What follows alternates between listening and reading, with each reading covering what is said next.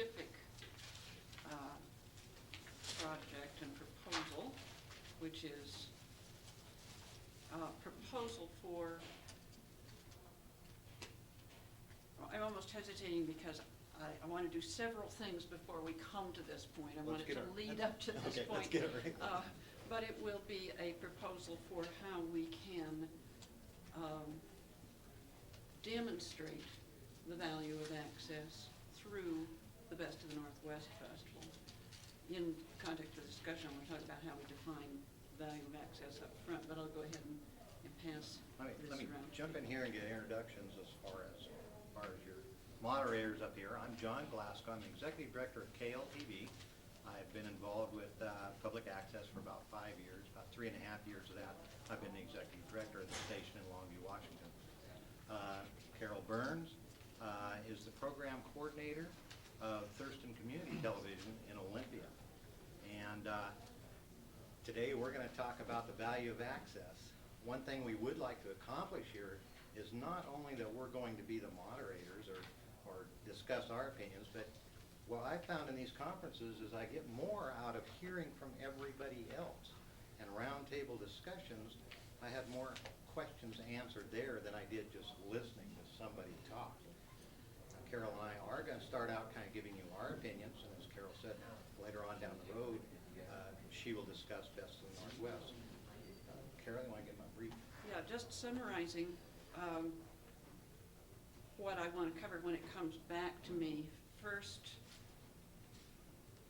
I'm going to talk about the value of access from the standpoint of the idealism of the First Amendment and the faith of the people who created the Bill of Rights and the First Amendment. Second, about how we can forget about those ideals in the day-to-day management of an access center, and some of the things that we can do to sort of remind ourselves from time to time to step back and say, you know, why are we doing this?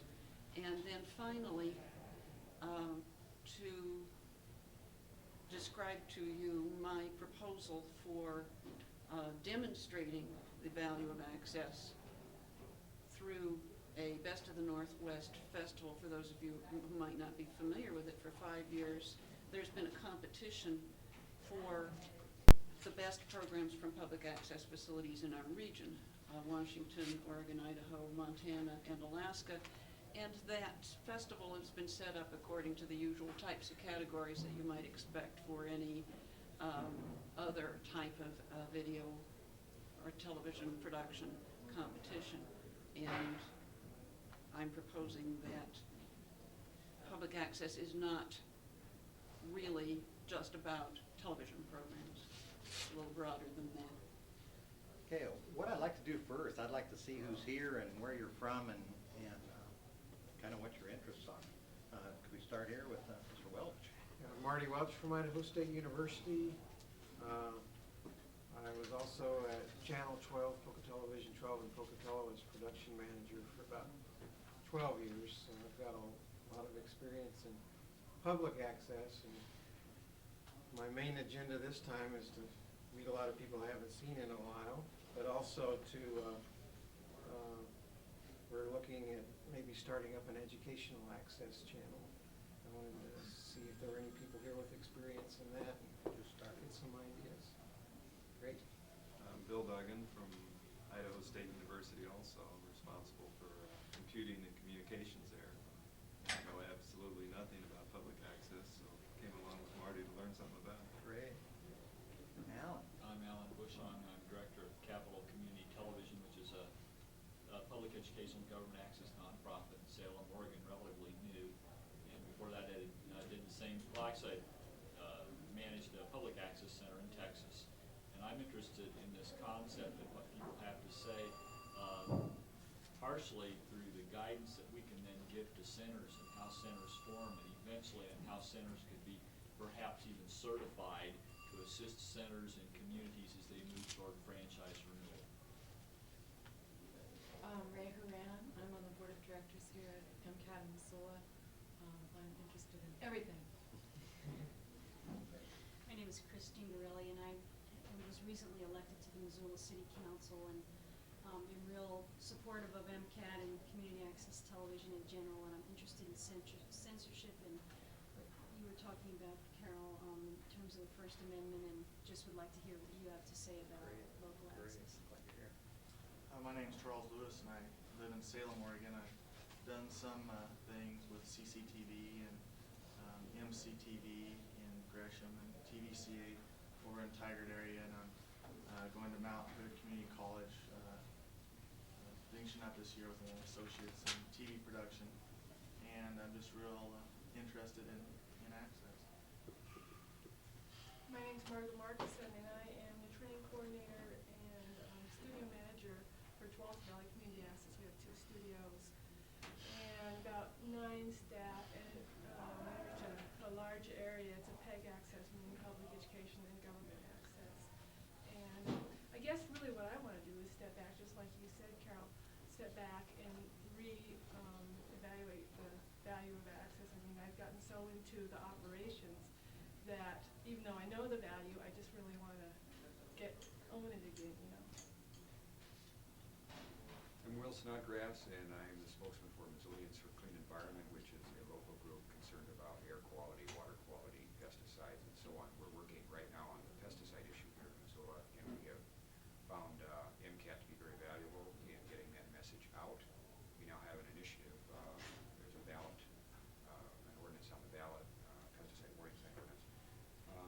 I'm here as a volunteer, first of all, and I would like to hear ideas. I'm here to learn. I would like to talk about how to broaden the listening and viewing audience of community access. I have some ideas about that. I am very concerned about the longevity of community access television in general. I am concerned very much about censorship and what plans the government might have for community access in the future and how we can stay on the air. Thank you. I'm Tom Taylor, and my group is the Senior Community Video Project. We're a group of retired individuals who are combining our skills, experience, and interest in making the communities work with public access and other low-cost video technology to do public service. Our main group, we produce video for nonprofit agencies, and so intensely involved with how access can be of value to nonprofits and the kind of problems that nonprofits face in using access and in making the efforts that they put into production really be of value. Okay. Well, I'm glad so many people showed up. This is usually not one of the bigger classes, and I'm really surprised that this many people showed up. It's great. The value of access, and I'm just going to tell a little bit how I got into it and make it very brief, but I really got thrown over real quick when I went into access because I came in with one thing in my mind. What can access do for me? And the one thing that I wanted to do was show me what to buy for my private video production company. Because I'd owned a video store, had a camcorder, did a couple weddings for friends, and then some friends of theirs wanted me to do theirs. I started charging a little bit. One thing led to another, and next thing I knew, I had my weekends all booked up during the summer doing these weddings. And I thought, well, I better get some professional help and find out what I'm supposed to be doing. So I went to a training class that I heard about at our little access station up in a cubby hole in the back of a building that I had no idea what access was about at all, but they did give training classes, and they had some professional equipment. Antiquated and old, but nonetheless, they could edit, and that's something I couldn't do. So anyway, I went there and I looked at it and I said, hey, this is really neat. This class was basically free, although I didn't join because they encouraged that, but the class was free. Learned sort of what I wanted. Went out and bought some equipment that was actually better than what they had. Got to know the access and how it worked, and all of a sudden discovered that, wow, what a unique idea. Someone with no money can walk in and express themselves over the most powerful media in the world, television. Because we're in such a fast mode, we're always doing. We haven't got time, hardly any of us anyway, to sit down and read. Even reading brief stories in the newspaper only gives us short, capsulized versions of what's going on.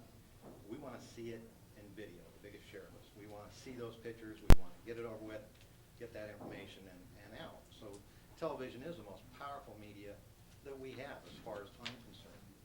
And here a person that has nothing can come in and put their opinion, whether I believe in it or whether I don't believe in it, on the air.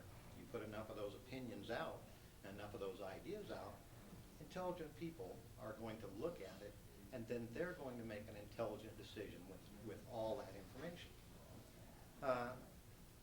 And absolutely, probably the purest form of free speech is public access, although it's being threatened all the time. Because in our station, we edit no tapes. We do not look at them before they go on the air. We ask the producer to tell us if they're legal, and that's just about it. They don't advocate the overthrow of the government. They don't have pornography, child pornography in it, and that's just about where we stop, right there. As I was in public access, or at the station, I said, hey, I've got a bunch of equipment now. I bought it. It's better than yours. But what if I do you a little trade? You've got a little office here. I'll take the office for my Video and Go production services, and I'll let you use some equipment, cameras and a newer editing system when you need it, computer graphics on the Amiga I have, and much better than that Commodore. And they said, yeah, great, let's do that. So we made a little agreement that I had office space, and they got to use some of my equipment. And then the executive director quit, big huff, and I already had most of my stuff in there, and they weren't offering hardly any money for the job, and I said, well, tell you what, I really believe in access now. I was a firm believer, and I've been out doing a bunch of free productions, baseball games, football games, and town meetings, and you name it, just because I believed in it. And I said, yeah, I'll take the job, and I'll do it for this amount of dollars, and let's see what happens. I'm no executive, I'm a mill worker, because I worked for the Mills Warehouser Company for 17 years. I was a millwright, so I had nothing. I owned a business, but I wasn't very involved in that as far as the video business. I was not only in video production for about a year. I said, I'll try it. If you don't like me, fire me after a year. No problem. No hard feelings. So I started as executive director, and it just took off. Things really boomed. Of course, I made a particular effort. We had a program on called, well, it was an atheist program, just strictly atheist program, a real nasty atheist program. One of those that just city council members just, I mean, they called God everything but alive, and well, they called him some things that were outrageous. But anyway, I used it defending that program, saying, hey, it's okay. But I went out to the churches right away, because we were only doing about 80 hours of programming a month. I went out to the churches right away and said, look at this program. My goodness, we've got to have something on here besides this program. I mean, we can't stop this program. We've got to say something else. We've got to get some different opinions out there. And now 6 or 7 churches, a couple of them finally said, hey, yeah, we want to put on a program. Talked them into putting on a program. Then some people started coming out of the woodworks when they seen what they felt were quality, upstanding citizens coming into public access to do programming. It wasn't playing around. These were top citizens in their churches, and all of a sudden that drew more interest and more interest, and now we're up to about 300 hours a month of programming. We've just put on another channel, Channel 44 is strictly an educational channel. So things have come right along, and the atheist program has kind of disappeared off the station now. Just he's come back with a gay lesbian program now, and but nonetheless, I went through a long time with the board of trying to say freedom of speech and a pure station, and a long training period for the board. The city councils were really good. They were pretty well hands-off, although we're a non-profit organization. And that makes it very good for them, because they can say, look, that's a non-profit organization. They're responsible for what they're doing. And we, in turn, make the producers responsible for what they're doing. But the city council has always been a heavy supporter. And even when we've had controversial programs and people went to the council meeting and said, hey, we're not going to handle this garbage, we're not going to take it, they've been very strong in saying, look, this is free speech. You may not like it.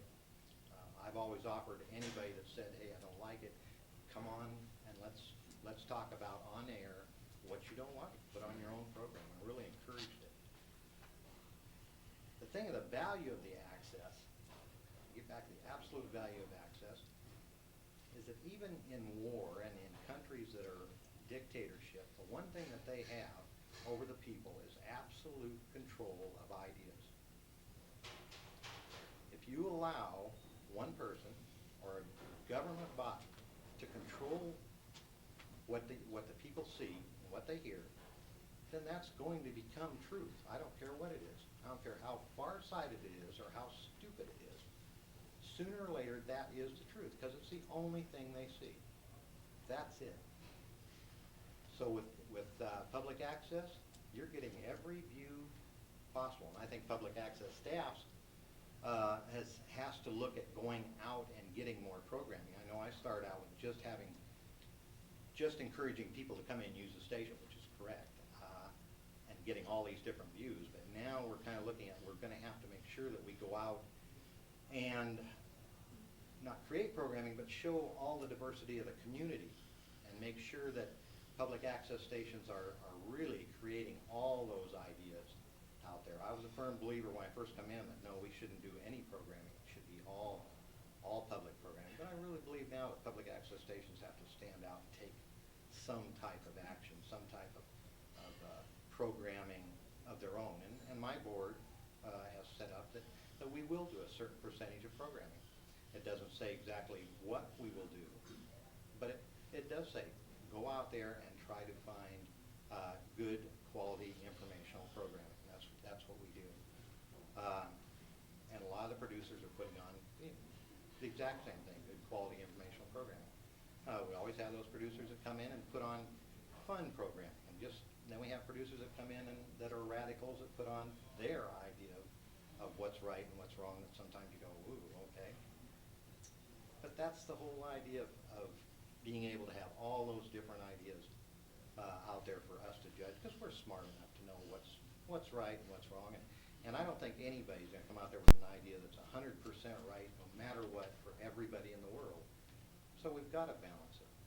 Part of what I say is going to be right with you guys, part of it's going to be going, I don't like that. But in the middle, we have to have it. It's sort of like environmentalists. We have extremists on one side, and we have people that would go the other way on the other side. But we come to a middle. If we didn't have extremists on both sides, where would we be?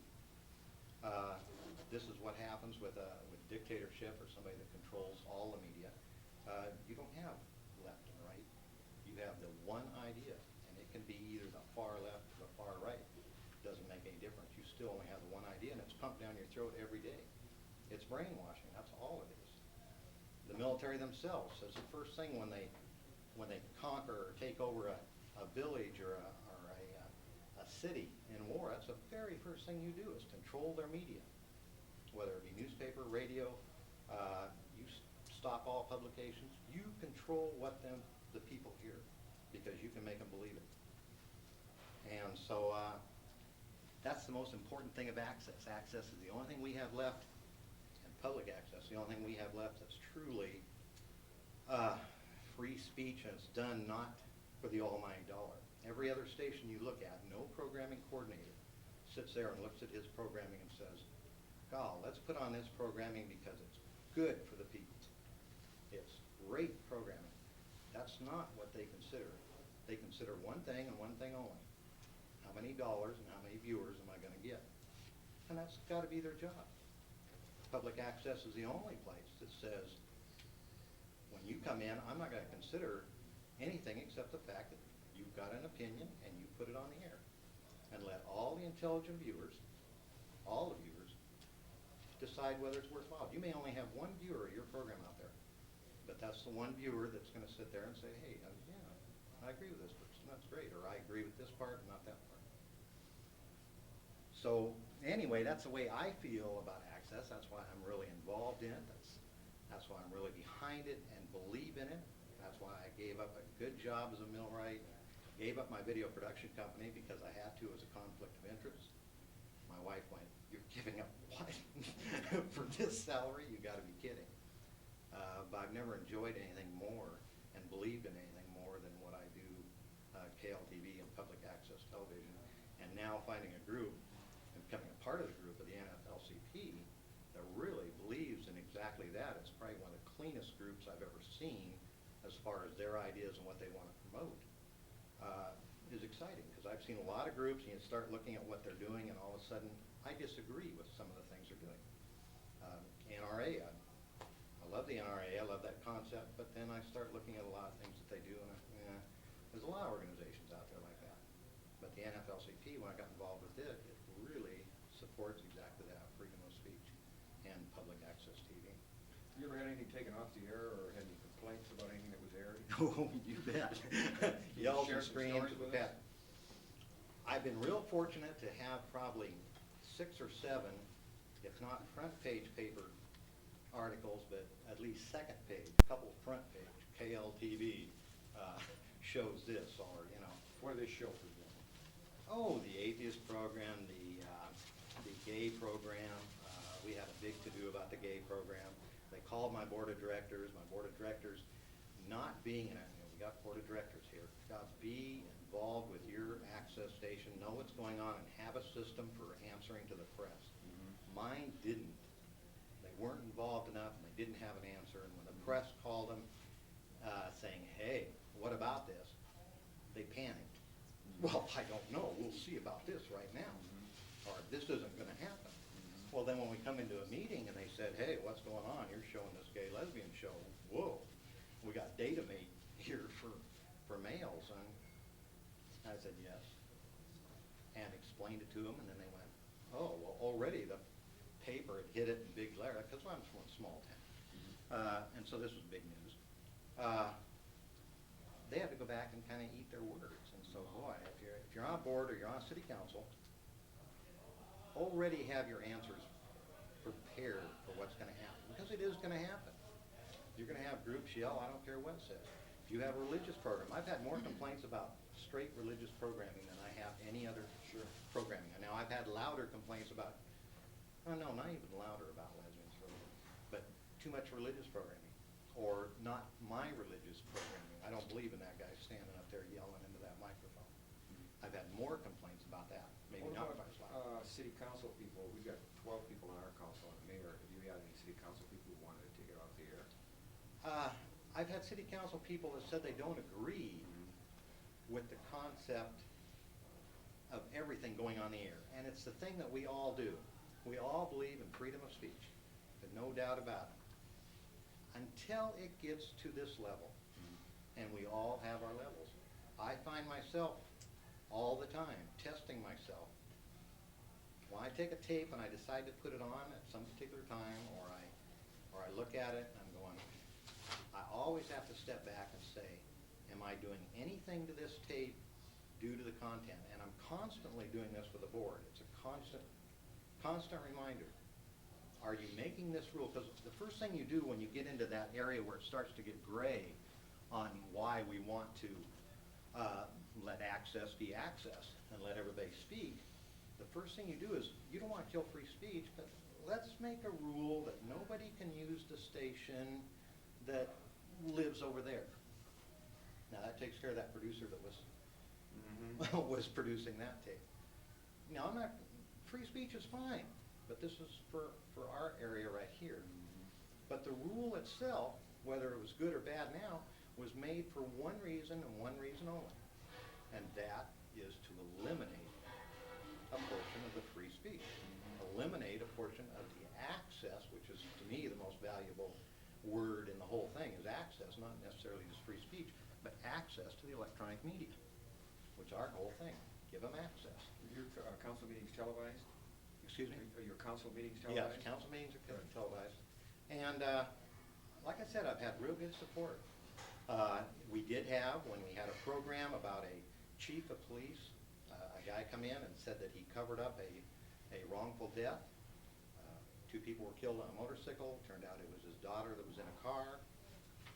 There was a lot of serious questions this guy brought up. Excellent show. I think there was a lot of questions that need answered. And as I investigated it out of my own curiosity, and I went to the district attorney, I found things weren't adding up. And today, I'm not sure things added And up. the TV brought this out? Oh yeah, it was on public access television. Well, and it was the mayor of one of the cities said, that's it. Him and 3 other council members said, that's it. We're gonna sue KLTV, we're gonna knock them off the air. They're done, they're finished. And that was that. And that was their first thing in a closed door session. And the word come back to my board saying that's what was gonna happen, and that was from the city council of Kelso. And do that. Well, the board got a hold of me right away and said, oh my God, we gotta go over there, we gotta apologize to these people. No. And I told my board president, we're not apologizing to anybody, you know. I says, I quit first. That's where it was. So your outfit, somebody produced a program which reflected reality? They said that they literally, it was a real accident that happened. They said the chief of police and friends of his covered up who was actually driving that car, and that the people were drunk when they were driving it, which turned out to be the chief of police's daughter. They went through the details. They just went through the details of the criminal investigation. They were very careful as to just state the facts. No matter what, the bottom line was that I told the mayor and the chief of police that they're welcome to come over and put on their own version. And then when the rest of the city council members were brought into it, the rest of the city council members said that group had no business speaking for the city council. They met in private with the chief of police and decided to put that word out. And they supported us. They didn't believe in what was being said. And they, it was a hard thing for them to swallow. But they supported the concept that, yes, the guy, unless he could be sued for slander or libel or something like that, they had no business threatening KLTV. They could go after that producer if they really thought there was a suit. And so the rest of the city council actually protected us. But it was through educated and open-minded city council members that saved us. It could have just as well been the other way. Just one vote, one way or the other, could have did it. But at least 4 of them said, hey, wait a minute. If we're talking about freedom of speech and all this, then it's for everybody, not just until we reach that point. You can say anything you want about you, but if you say it about me, then you're out of there. So really an open-minded and for a city council member, I really have to say, have all your answers already lined up, because you are going to receive complaints. No ifs, ands, buts about it. You're going to get complaints. You get complaints about anything you do. And television, especially local television, can be touched so quick. You see something on NBC or CBS or something you don't like, or a soap opera that goes too far, or rash jokes that you don't like, and you think, oh, I want to tell this guy where he can take this program. But who do you tell? Who cares? But your own access station is reachable. I mean, this person this is your neighbor, and you can touch him, and all of a sudden, you often get all this emotion throughout everything you don't like on television. Maybe I don't know who runs NBC or CBS, but I know you. And by golly, Bob over there better be taken care of, and they're going to come to the city council, and they're going to come to your board, and that's what they're going to do. So all those things have to be ready in advance, because my board was caught totally off guard.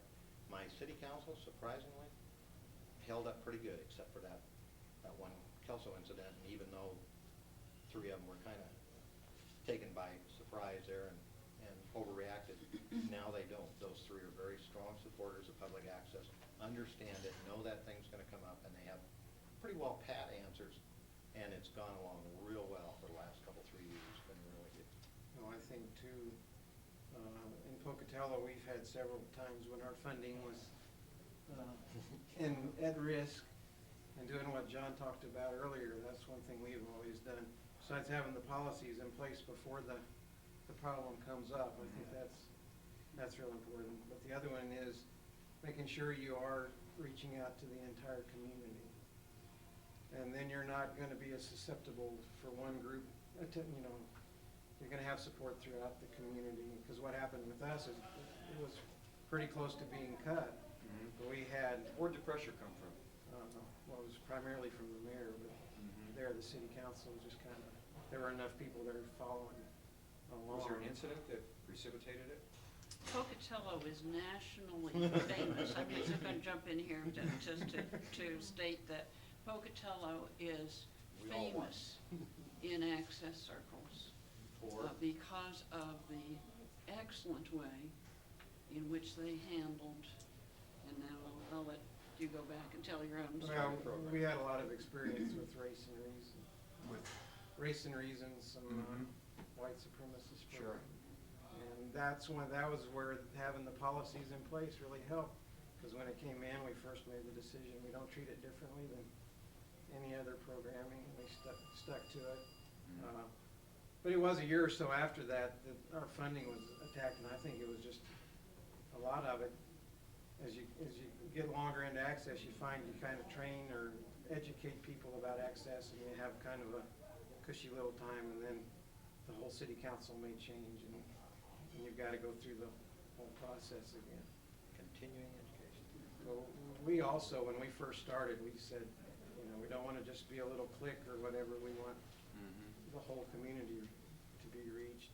And so we kind of identified parts in the community, and we even sponsored a VISTA volunteer to go out and do community organizing. And where that paid off was when they had that hearing about funding. We had probably more people than I've ever seen to a city council meeting there, but it wasn't one group. It was people from throughout the community. The city council people said, I've never seen such a large group from such a diverse group of people here, and as long as we're on the council, we're not gonna even talk about you, That's where the access stations, a lot of them prior, a lot of smaller ones prior, just had their doors open, and basically people came in, and sometimes you got offshoot, radical, or whatever you might want to call it. Actually, I don't want to call it radical, because it's just different ideas than maybe the mainstream, which is fine. They may be right in the long run, and they've turned out right before. But the thing of it is, we as access managers anyway, and as board members, do have to make policies or come up with policies and ideas that make sure that we reach out to all sections of the community. And we have to make better effort to do that now. Pocatello, luckily, like he said, was well ready for that. I know I wasn't ready at the time I took over. Our station certainly wasn't ready for it. We didn't have the backing of all the nonprofit organizations that we do now. And now, if something happened, yes, I could call in 20 different organizations, League of Women Voters and Altruisa and Red Cross, and you name it, the people that we went out and made specific efforts to produce something for them and get them on the air, and not that we've made sure that everyone knew it was available for, that KLTV was available for everybody, no matter what. But actually, staff has made the effort to go out and reach these groups. So you're concerted. So you're understanding that that Race and Reason was a white hate, white supremacist point of view, directing hatred towards non-white groups. And this program came in at a number of access centers all over the country. Sure. And each one dealt with it in different ways. Each one was affected by it in different ways because of circumstances beyond their control, the other factors in their community and in their city council. KKK been in there yet? The KKK is essentially what it is.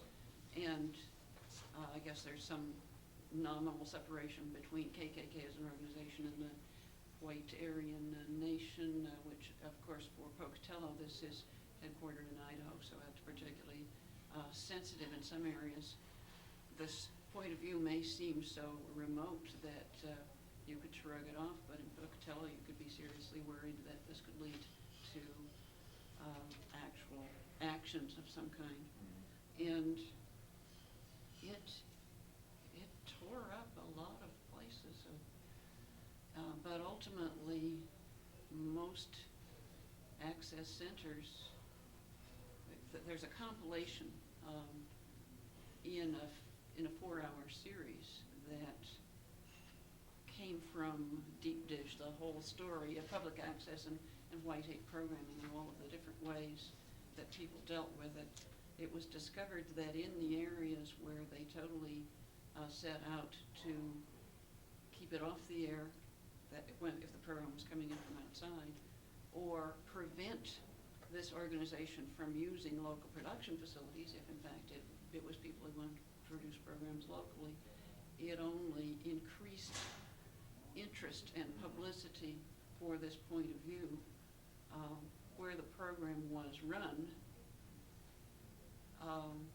most people that viewed the program, you and I seeing samples of this program as I have, would have drawn the conclusion that these people were pretty stupid, and that that the program was boring and pointless and stupid, and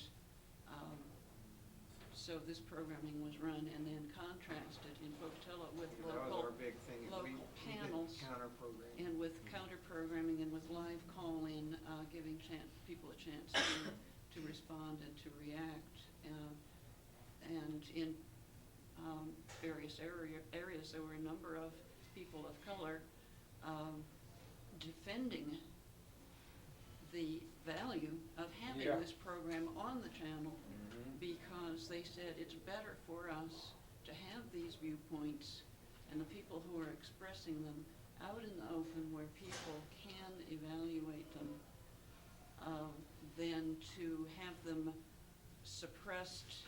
There's analogy there with Two Live Crew. Once there was an attempt to ban sales of their records, people were racing out, attempting to buy them immediately, can have more interest in something that you aren't allowed to judge for yourself than something that's otherwise. One of my assumptions is that wherever you have cable access capability, and you have people who, for example, the wilderness groups around, some of the more radical environmental groups, but you're also going to have involvement by the FBI and the CIA and snooping around the station. What kind of contact have you had, either real or suspected, in those terms? Well, I haven't had any contact with them that I know of. I invite them on to do a program if they want. Right, okay. Everything's straight up above board, and access has to be, I try to keep our board as open as possible to everyone. I know that my board now wants to meet in a business meeting, and I've had a hard time getting them to make sure that they keep it open and everything out there for everybody to look at, because we should be wide open. We should be wide open to our city council members. We should be wide open to everybody. I've had no problem with authorities. I've had a policeman over to look at a tape that had a woman smoking a joint on it. It accidentally come out the end of a program. There she is sitting there going, and she's the president of the Indian Council. And boy, my telephone rang off the hook. I couldn't believe how many people was watching that. It was a long tape, and we didn't know when the end of it was, and so we're doing our work, and it wasn't on automated shut-off, so we're going to manually turn it off, and somebody goofed. And we go through a little snow, apparently, and then we see this woman. They'd been practicing with the camcorder before they went out and did this Indian dance, and she takes this joint from this guy and lights up. She goes, "Boy, I sure hope I don't get arrested for this, man. You keep this film hidden." And they really were smoking a joint, and all heck got loose, you know. I'd like to bring up a thing that came out of one of the articles in the CTR. You want to pull that up? This issue. No. Okay, Yeah. I don't have that one. I'm going to. One of the things that talking about First Amendment, and that's Alan's got it there, and I'd encourage anybody to read it. But he talks about First Amendment and the idea that the churches are protected by the First Amendment, as are we. But nobody in the church believes that their reason for existence is the First Amendment. And I think we're getting in a trap where we all justify our existence by the rationale of the First Amendment, which is fundamental to us, but we're not really, that's not what we're about. And we're about communication within a community. To the idea behind the First Amendment is that free and open communication can enhance the democratic process. And that's what we're about. And so much talk and effort into the First Amendment displaces talk about how we're going to utilize this medium and this freedom that we're granted to enhance the democratic process. And I think that, and that is the value of access, is how this kind of communication can do that, not the fact that it's a free speech forum. Let me take a turn at this point, because this begins to focus back into the points that I wanted to begin to make. And Tom is well aware of it here. Some of you who are first coming in at square one of access, the topic of the value of access is actually much more complex than you might imagine up front. At the national conference in Portland, I was in a couple of workshops where people were seriously arguing with each other, and the argument essentially was about what should be the priorities for access centers. Essentially, there's a very wide range of needs, a huge range of needs that public access is expected to serve. And everyone thoroughly involved in access agrees that ideally we should meet all those needs. And all of these things that we would like to do, we should be doing well. But the reality is that the resources of access centers are limited, and that there are mechanisms such that even unconsciously, that certain activities or emphases by an access center in one direction can unconsciously deprive another area of the types of services that it might deserve. Now, up front at the national conference, there was a workshop, and there are often workshops on meeting community needs, serving your community, meeting community needs, and building support in the community. And so what we're talking about when we're talking about meeting community needs and building support in the community is primarily serving the television audience. And the truth is that the broadcast channels and the educational, so-called the public channel, PBS, the satellite networks, all of them, even as you all know, as you sit and you watch television, and there you have 30 channels, and most of it is useless to you. And there are many things that communities want and need and expect that 30 channels, 50 channels, 100 channels haven't managed to do. And so your struggling public access channel has a lot of expectations from the community. In Olympia, as we started, we were the only local television station. And we're state capital. We are, there's a four-year university. It's an exception. It's a very nice place of people who are more interested in art and politics and various things a bit above beyond what they find on their average television channel. And the community was immediately just hungry for all kinds of local programming. And How many people came forward to actually produce? well, quite a lot over a period of time. But we did find ourselves really needing to prioritize meeting community needs as Olympia's only television channel. And we have many successes that we can point to in that way. It is for governments a very valid and useful way, and I don't want to go into details about our experience of increasing understanding of all the choices that people need to make in a community. Olympia is growing rapidly, and there's a big concern of environmental protection versus growth management. These issues are difficult to understand. We've had a whole lot of programs involving government agencies and planners, explaining these complex problems. Number of forums in connection with planning processes where the planning process itself mandates that the public be informed and allowed to comment in the process of the planning process. Candidates forums are effective in helping people.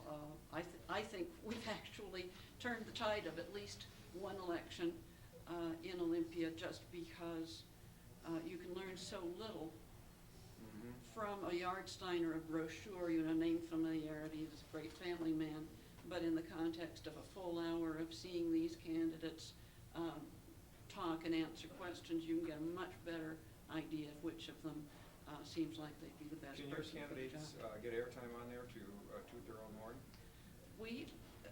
It will vary a little bit. In our case, we want to create some sort of public forum in which there's an equal opportunity. And in the case that I'm talking about, they both had an equal opportunity, but one of them just just came across as considerably more informed and reasonable than the other candidate. And so it was a case in which a challenger overthrew an incumbent. I would like to jump in just a minute and say, just from KLTV standpoint and political things, because there's a number of different ways to handle political, and some people just don't let, some states just don't let politicians We've got a on. big stink right here about it, that's why. Okay, so what we do is we give any candidate, we put on the reader board, and we tell the parties about it. We say, any candidate, we will operate the cameras, they don't have to come in, learn all that. We'll give them 15 minutes in front of that eye. They can do 2 minutes, they can do full 15, we don't care. You have up to 15 minutes. Any candidate that wants to take the time to make an appointment, and we'll try our very best to make our time with theirs, because we know they're busy. Anybody has it. Now, we've had candidates call and say, How many times? this is done one time. Now, they can come in and make as many programs as they want, just like any other citizen that wants to speak their opinion. They can come in, learn how to run the equipment, put together a crew, do whatever they want. They can do their camcorder at home, I don't care, and bring it in just like any other citizen, because as far as I'm concerned, their opinion, and they are just another citizen. I don't treat them any different. And they can put on as much as they want. We've had people call and say, this is unfair. This is terrible. Oh, we had one politician just chew us up once. What's this guy got 2 hours of program on here, and I only got 15 minutes? Well, Yeah. we gave you 15 minutes. We also tell them right up front, you can put on as much as you want. Time available. First come, first served. And go with that. So I want to sort of push on here. The next thing that gets involved in meeting community needs for us and many other access centers involves working with nonprofit organizations. I wanted to mention that because some of you arrived at this track because it was described as being for nonprofit organizations. Nonprofit organizations have a very difficult time ordinarily reaching the people that they're designed to serve, particularly nonprofit organizations that want to reach what might be considered in some cases the less educated and the less well-to-do segment of the population, which tends to watch television a little bit more.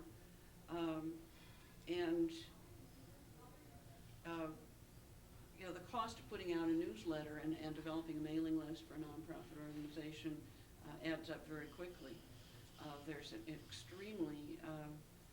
It's extremely cost-effective for nonprofit organizations to get messages out about what they need and what they have to offer through the medium of public access television.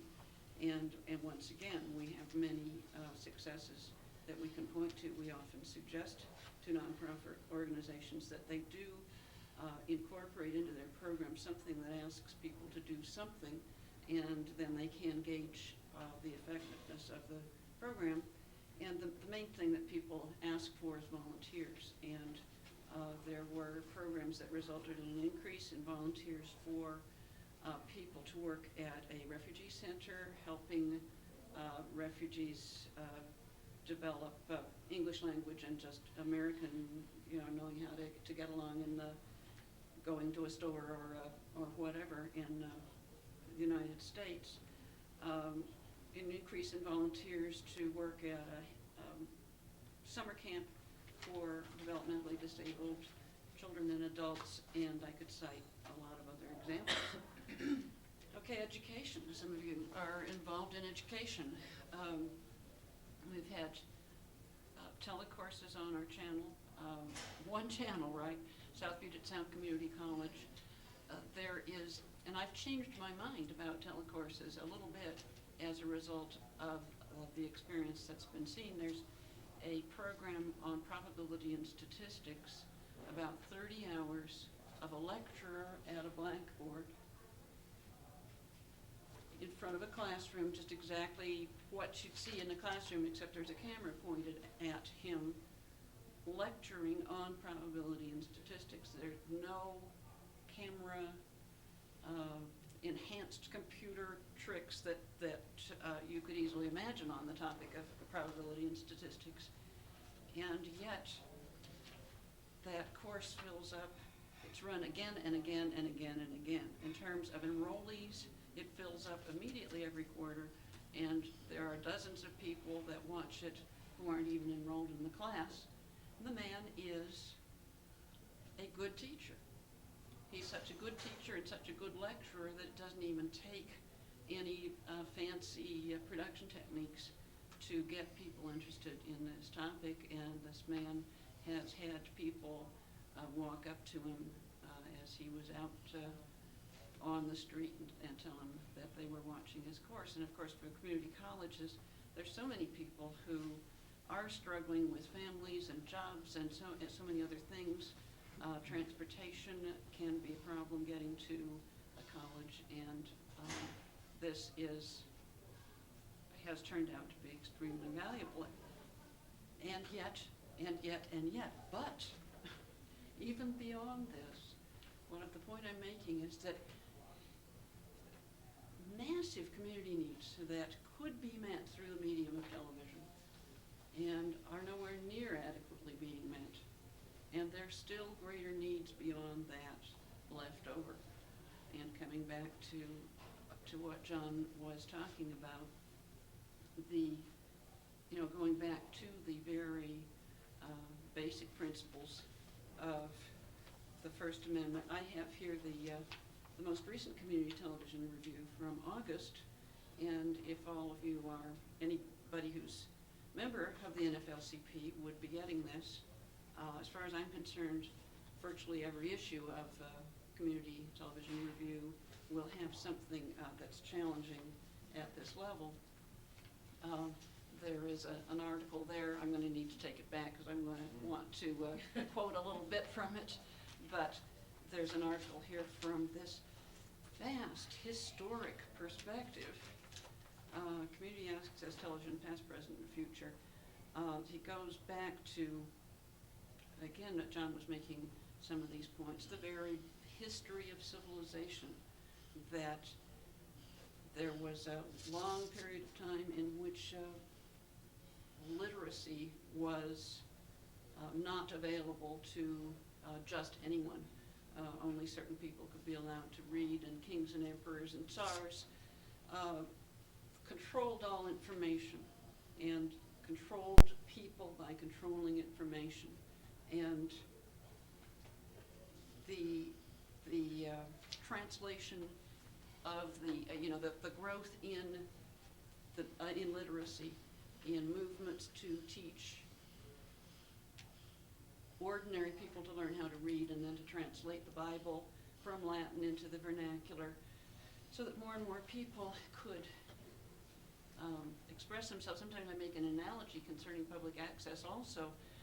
What if we'd all learned to read, we'd all been allowed to learn to read, but we had never been given any access to paper or pencil or typewriters or word processors, so none of us had ever learned to write, we only knew how to read. There'd be a comparable analogy revolutionarily in terms of what happens when we come into the television age, and currently many people are oppressed because they know how to watch television, but they don't know how to make television. And so, and he goes into other historical movements of this this wonderful sweep of the rise of the human spirit and the continuing rise of the human spirit throughout the world, resisting control of what they think and feel and say and believe. And his quote here, "Community access video is not alone in the world. It is an integral part of a much wider international movement, a movement with many powerful historical forebears to open up media communication, to liberate it from the straitjackets imposed subtly or unsubtly by the powers that be, to extend our connections with each other, and to expand our awareness of each other's situations and problems." And read that last again, "To extend our connections with each other and to expand our awareness of each other's situations and problems." Now, there were some access centers, there were people at the national conference who described that they had developed video telephone booths that people could come in and sit, just one switch, and they were ready to go. Apparently there's some sort of overhead mirror which would allow someone to display something that they're pointing to. There isn't even a video recorder available. It's all live and it's all call-in. And so a person simply gets their time to be on the channel. This actually, to make it sound a little less radical than is implied, so far as I know, the people that were doing this were making this available only to spokespeople for nonprofit organizations. It wasn't yet available to individuals. So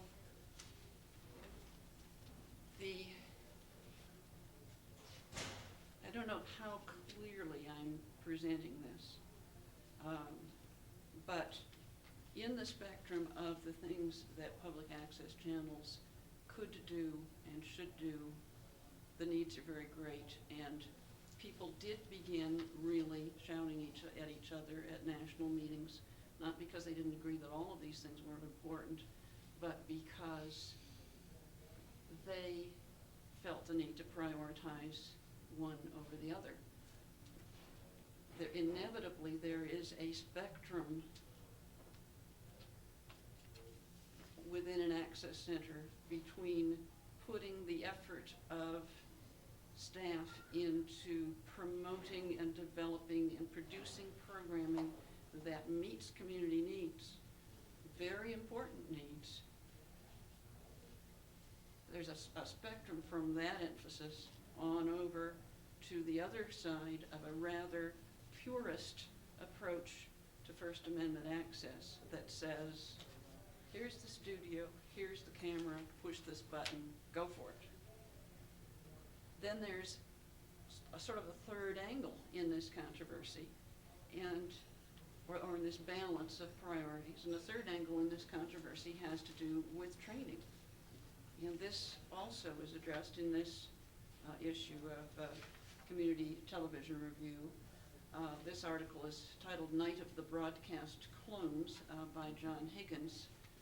And he makes the point that training subtly inhibits people when that training emphasizes sort of advanced training in television techniques that tend to be pretty much the same as broadcast techniques.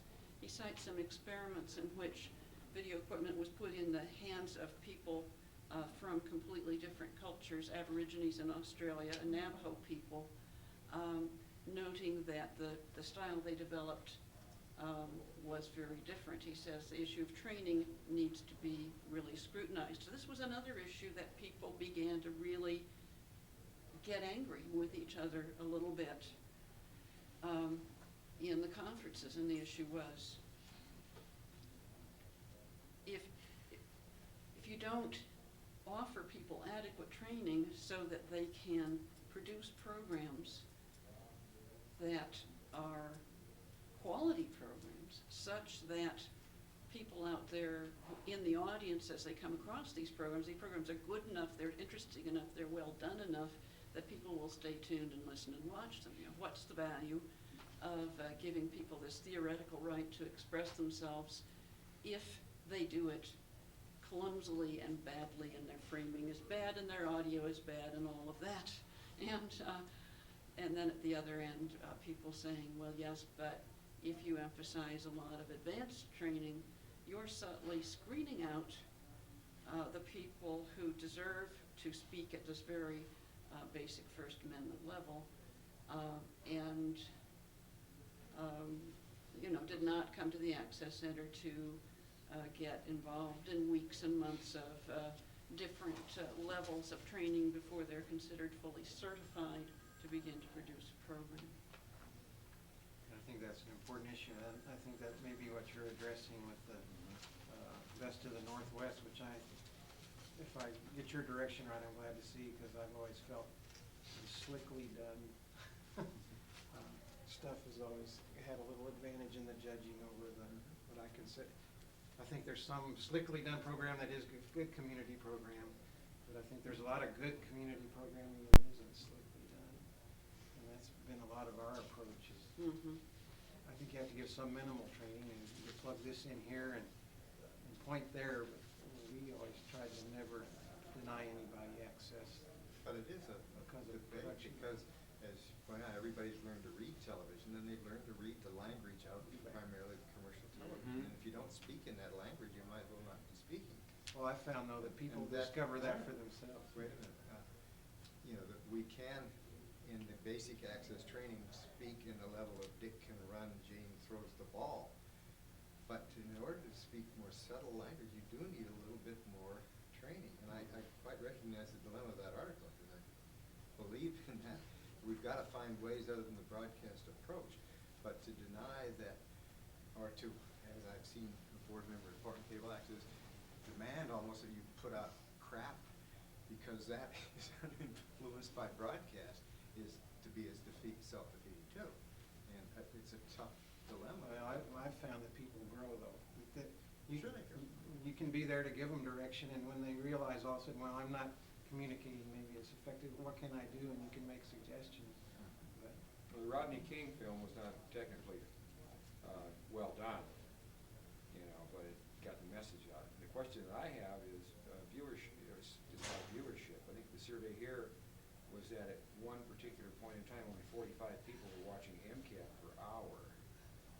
Okay, I personally think it's a lot larger viewership, and I think the main thing is to let people know. You got to go out and hustle to let people know that the medium is there for them to use. And you got to train them so that the equipment is not damaged, and give them some basic skills and let them run with it. And it seems to me that the people that are bitching about the programming or the quality of the programming are the ones that are sitting on their butts in the first place, that are not coming down to the station. A lot of our programming, what we found out is that nobody watches. Nobody watches, and you'll be sitting there talking about something, and they'll go, well, yeah, but the other night you were on there saying Right. that I thought you didn't watch. Well, I just, well, yeah, I was fanning through, and I just kind of stopped and watched that. It's All of a almost sudden like it's a it's subterranean, Yeah. underground thing there that people Yeah. watch, but they don't really want to admit Yeah. that they watch. I mean, seriously, in the regular, normal, everyday plug-in It's- society. To us, it's local, and a lot of people are gonna say, hey, I know Joe there, and so they're gonna watch. The only accurate surveys that have ever been done are telephone coincidentals, in which they call up people and ask them the number of the channel, and people with Oh, fidelity sure. can report the number. But any other time, you find out that everybody watches PBS and Arts and Entertainment. Nobody watches Playboy, ESPN, and MTV when they ask them to identify the channels. And Sure. there's heavy skewing toward acceptability. And I think the same case here. I would say that 45 subscribers watching MCAT is very good. Good. It's very good. 'Cause The start only with this- problem so with it- let me finish the statement though. Think of all now, first of all, how many people live in Missoula? Then think about how many households have cable television. I mean, we're now down to a fairly low number. Now think about the proliferation of channels that are on cable TV. Now start thinking about, out of the number of households that have cable, how many are watching at any one time, which is really more than 60%, by the way. Then start thinking about the nick out for the networks, which is still between 40 and 50%. You start looking at 45, and you may find that 45 exceeds a dozen or maybe even half of the commercial channels which have acceptability. So when we're gonna look at community value, we're gonna look at an issue getting out there versus the two people you could have talked with in your living room, getting out into 45 other living rooms I think is pretty Hey, heavy duty well, stuff. I went to the Yeah. Washington State Employment Agency and I said, look, I'd like to have you guys make up a list of jobs that you have down here available for our community. And they said, sure, we'll do that. Now we want you, we'll show you the deal and you write it all out and everything and you come over here and you pick it up. And I said, I haven't got time. What I want you to do is, I want you to do that. And I'd like you to, I even wanted them to come over and type it onto the computer because I've only got a staff of 2 3/4 and I haven't got time to do all that. But I said, it's a really good thing. I pitched this for almost a year. Going through and they're going, oh, no, oh, geez. Just too much work. We got too much work. Well, finally, I said, okay, I'll type it into the computer. This is your format. Just at least send it over and let's try it for a couple of months. Finally got them to try it for about 4 months. And God, it was a lot of work for us. We typed in all these jobs, gave them their own section on the computer, the work section. Now, I finally just got bombarded with programs. I called them. I said, look, we can't keep up with this. It's really good. We're hearing good things about it, but we can't keep up with it because we can't spend the time typing it into the computer, this much information. And sorry. Whoa, wait a minute. We'll get somebody. We've got so many comments from that board, it all of a sudden is now important to us. Now, so the Washington State Employment Office now sends a person over every Friday to update our computer workstation. Nonprofit agencies, I don't know how many PSAs they put on, and are thrilled to death with it. The reader board has just become a real catch-all, and some of that overflows into some of the other programs. Well, we've got very little time left, and I don't know, I'm in fact mandated by the board to try to get feedback on this Best of the Northwest proposal. Do you have any more copies? Too many categories. And Carol, can I suggest that we're looking at value rather, but we've really got what I'd see 3 things was opportunity, process, and product. And that more and more I think we're looking that we've got to have some real impact in product. And the opportunity being there's not just enough, and the process isn't just enough. And that Tom, if people after this session, I think that both of you, that Tom has real good ideas too about how we can be actually involved in change in our community as a product. And that's real value, and opportunity's not enough value. Yeah, the categories that I came up with here were based on, a similar meeting that we had at the spring conference, Value of Access, which was a very different meeting as people were doing more of a roundtable situation, starting at the bottom of the list. Just cost-effective information delivery that helps communities function, that type of value represented down here, educational access, government access, local origination. And then in the middle of the categories,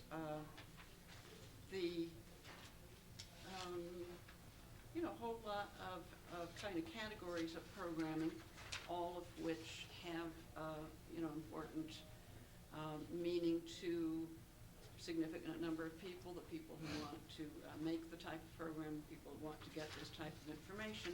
And then back towards the top of my list, programs that may be more important to the people who make the programs than to the people who see them. The category of empowerment, community involvement, programs by children and youth.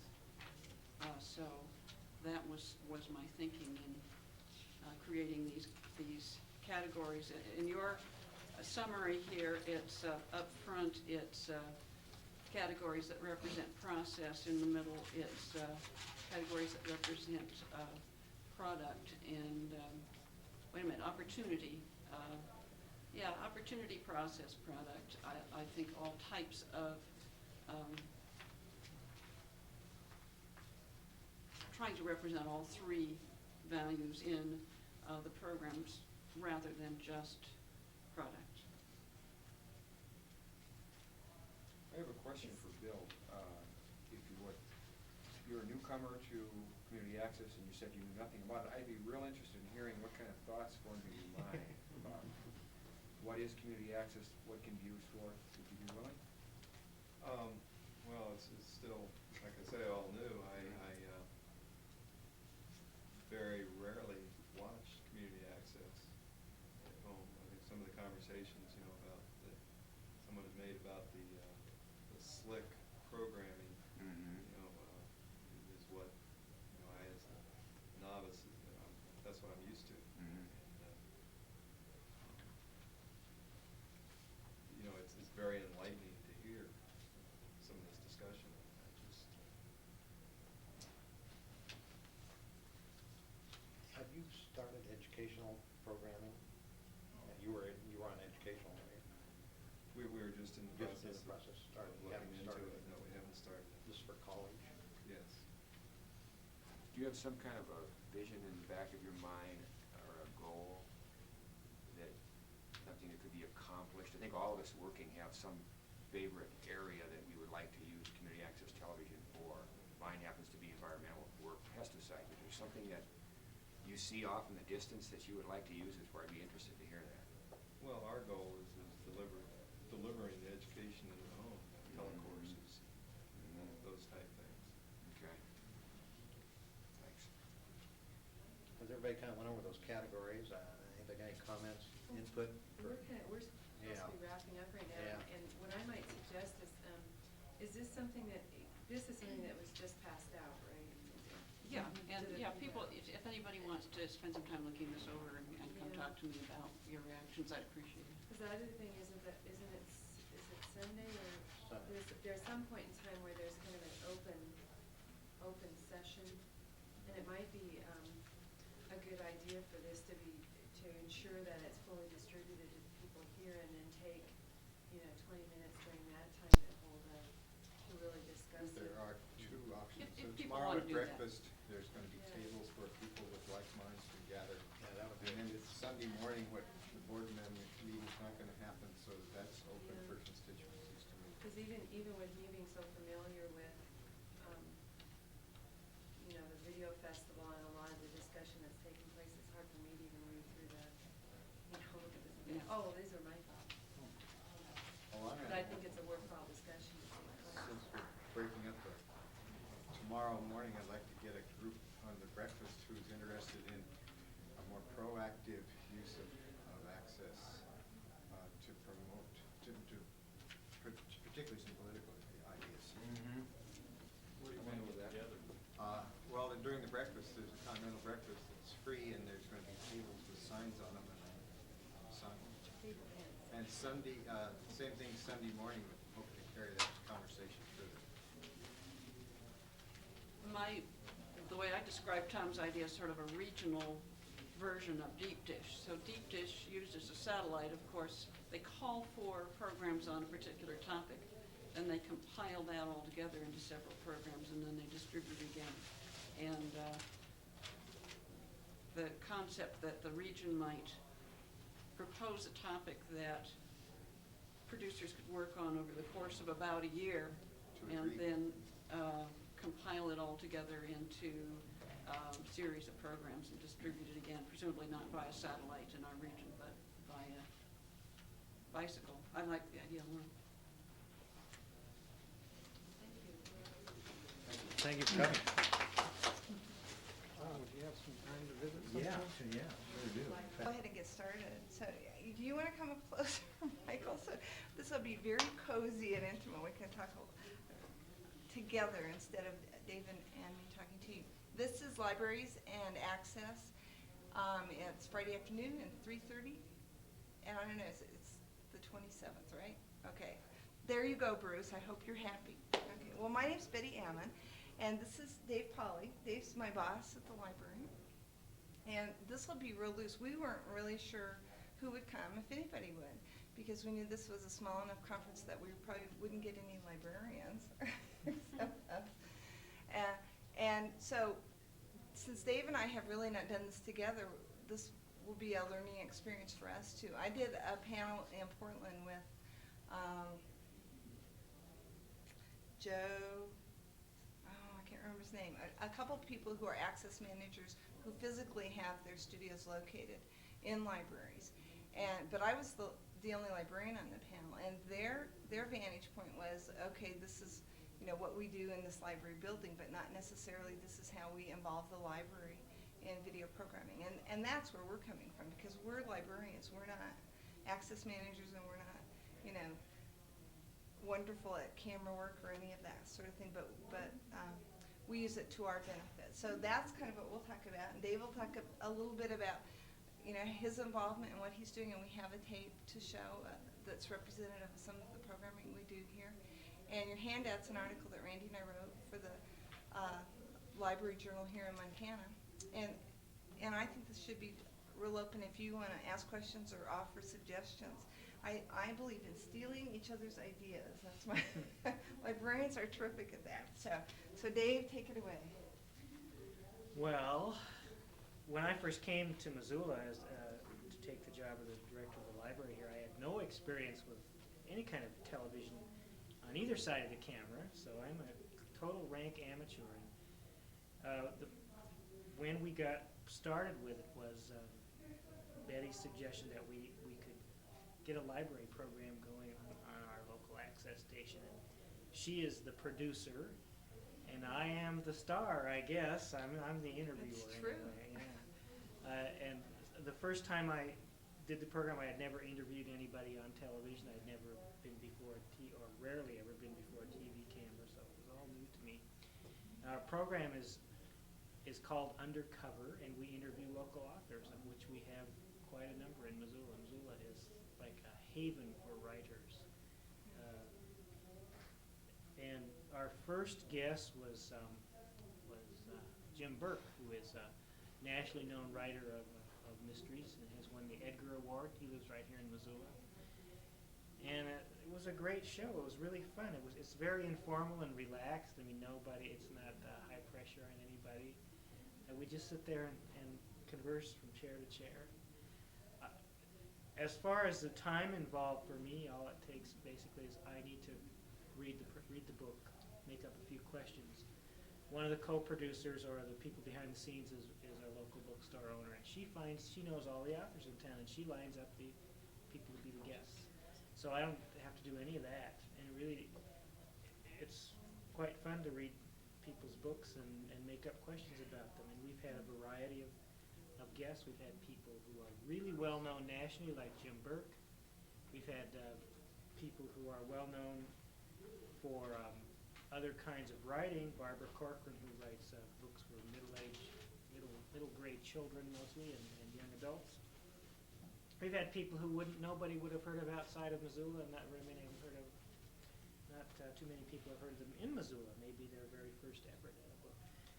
But we also, I think, we helped launch one career in a small way. I'm real proud of that, and that's Dee McNamer, whose first novel was published by Harper, and her very first interview was on our show, right before she went on her national tour. And what grew out of that for the library is something that's happened with other people too, is kind of a good relationship with local authors. She later agreed to speak at our Friends of the Library meeting, and she wrote an article for our newsletter, and she and I become friends. And her book received all kinds of wonderful reviews in library types of review sources that she doesn't see, and so I would Xerox them off and send them to her. And she was real pleased about seeing that, because the library market's really important for authors. And so that just grew out of having her on the show and having her be the first guest. And so I would say that the time involved is really not too great, not a great demand on my time. There really isn't any, we don't really put any money into the program, except that we have purchased the tapes of the shows to have in the library for people to borrow. And we know people watch. We know we aren't reaching everybody. We're up against Roseanne on Tuesday nights. Oh, we are? Yeah, right. Yeah. I didn't know that. Which is, I think it's now like the highest rated show on commercial network right now. But we know people watch, because every time a show is broadcast, the next day somebody will come in the library and ask for the book, or I'll just see somebody in town and they said, "Oh, I saw you on TV last night." And we've had really a lot of fun doing the show. It's all done by volunteers. Betty is the producer, and we have another staff member, Karen Reard, our children's librarian, who's behind the camera, and we have some other volunteers doing the camera work. And so it doesn't take a lot of preparation, and like I said, it's very, very low key and no big deal really, but it's paid a lot of benefits for the library. At the end of every show, I have a time I usually save about 3 to 5 minutes to do a little promo for what's going on at the library, what programs are going on, and various department heads will give me information and say, would you please promote this on the show? So it's just another way for us to get some PR out to the community about library activities. Am I missing anything about that? No, I'm sure if something comes to your mind while I'm talking, just interrupt, okay? Okay. I think Dave's a classic example of somebody who not knowing anything about video can be brought into it. My background's a little different. Well, you guys know I'm married to Randy, but that's not why I do any kind of video production. As a librarian in Idaho, the studio was located in the library, and Randy had to walk by my desk every day to get to work. But I was the young adult librarian there, and there was a real good tie-in between video and any kind of library programming. And it just makes so much sense for librarians to use this media. But what I hear access station people saying is, you know, they tell us they're scared of video. They see it as something that's in opposition to reading and books. They say, oh, we don't have time to do the stuff we want to do. How could we do video? And that's true. You know, we never get to do all the things that we want to do. But as Dave, you know, just illustrated, this does not take that much time. So as an access station person, you know, for you to convince a librarian to do things, you have to first show them that it won't take much time. And then you have to show them all the similarities that you as an access station have with a library. And Randy and I got a van this summer, and our plates say Amendment 1, because we figured that was something that an access station and an access station manager and a librarian really had in common. That's something that's just bottom line that we both, in our professions and our personal life, that's, you know, kind of what we believe strongly in. And that's one major reason why libraries and access belong together. We're both doing the same thing. On our library shelves, we have books that offend everyone, right? Oh, I hope so. Yeah. If we don't, we'll get more. That's right, that's right. In an access station, you have programs that offend everyone. It just, you know, goes hand in hand all along the way. And we're all anxious to get all kinds of people involved in our facility, aware of the programs we do, et cetera. I've mostly been a children's and young adult librarian, and so a large part of my job is programming, story times, you know, magic shows, whatever you can do to get a kid physically into your building so that they feel comfortable and so they'll come back again and turn them into lifelong readers. That's our, you know, kind of goal, and it works all the time for us every day. So, okay, we cook up a great program, and we spend a lot of time getting a storyteller to come or cutting out little things for kids to glue together or whatever, and then we do it and it's done. Well, if you videotape it, then you've enlarged your audience 1,000 times. You can show it again and again. Your access station will show it again, and kids who couldn't come to the library that day, people who don't get cable TV can watch things if we buy those tapes and have them in our video collection. And that's worked out real well for us. People really like that. So we feel like we're doing a community service that way. And of course, if you videotape any kids who've come to your program, they love to see themselves on TV. In Pocatello, I did a summer program called Readers of the Lost Books. And we were shameless. We used all the music from Raiders of the Lost Ark, and I took the logo and made it Raiders into Readers, and it was kids coming into the library and listening to book talks, and then we replayed those shows in the summertime. And at the end of every program, the class who was visiting the library that day turned around and waved at the camera. And so we'd say, okay, the week of June 14th, this is going to be on Channel 12. So watch. And we not only had those kids watching themselves, but we invariably had 3 kids who came in and said, I heard on TV about this book where this guy comes and gives 3 wishes to people in town. It sounded so neat. Could you find me that book? Well, if one kid wants to come and read a book as a result of hearing about it, it's worth it. It's worth lugging the stuff around. It's worth anything that I can do for that. The other end of it is we know how much kids like video equipment. And so if you get kids who do your library programming for you, then you know, you've eased up on your time involvement even more. Dave mentioned that we have volunteers who do camera stuff. And they're high school kids and middle school kids. And I consider that a library outreach to those kids, because they're behind the camera, they've taken the workshop, but they're listening to Dave talk to an author about a book. And maybe they'll never read that book, but maybe they will. And maybe something they heard them say, you know, will have, you know, some effect down the road. So it just pays you back in lots and lots of ways. We just started a new show this week, and I'm so proud of it. God, I think it's going to be great. I had this brainstorm about 3 weeks ago. I have a club, a group of middle school kids who come to the library, and that's the age where we start losing readers. That's when kids are babysitting. They're in marching band. They're playing soccer. They have so much homework you can't believe it, and anything will keep them out of the library. And they could have been readers and readers and readers before then, but that's when we start missing them. So we have to keep really hammering away at programming for that age kid. Well, this group of kids, we started a program, and they named it this week. It's called Book Look. It's a video program where they do book reviews in a Siskel Ebert kind of fashion, thumbs up and thumbs down. They pair off, and two kids read the same book, and then they talk about it. And we taped the intro and the end. We used the chair from your office. And we did one of them. They were ready to do one this week. And I figure what we'll do is we'll kind of, you know, glomp it together as we go. Probably after our next session, we'll have enough for a program. And they wrote the intro. They started it out. They had each kid take turns turning around in the chair and saying, "Welcome to Book Club. This is a show where we'll talk about, it'll be kids talking about books for kids." And then at the end, they say, if you're interested in reading any of these books, go to your library, and another kid says your school library, your bookstore, and see you next time. And the book that they talked about, the one that they did review, they started out, these two kids, and they said, "This book is a piece of crap." First they said, "Can we say crap?" And I said, "Yeah, you can." So they talked about, and it was one of these really popular kind of slasher novels that kids love. And the market's been flooded with poser books like that, you know, kind of pseudo Stephen King things that just are real formula fiction. And these two girls just trashed this book. It was great. And at the end, they both went like that. It's going to be a terrific show. Other kids are going to love watching it. Number one, I hope they come into libraries to find these books. Number two, I hope they say, "Can I come and be on your program?" And I think they will. Number three, maybe they'll go down and take some video training, so it's going to pay off for MCAT, and it's definitely paying off for us.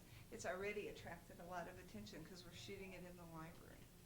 So I guess, you know, my main focus is there is an infinite number of ideas, but the key is, as an access station person, you have to get somebody in that library who sees how easy it is and how beneficial it is.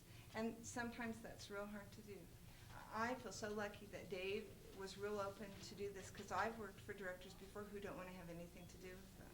They either don't want to be in front of the camera, or they just think they're too busy. And they don't see how natural it is. So we have a sample tape. It's about 15 minutes long, and it's just cuts from some of the programs that we've done. And in fact, there's some we haven't even talked about. We can talk about those afterwards. So, okay, we'll show this. And Reginald, here's your handy dandy handout that you didn't get because you're tardy.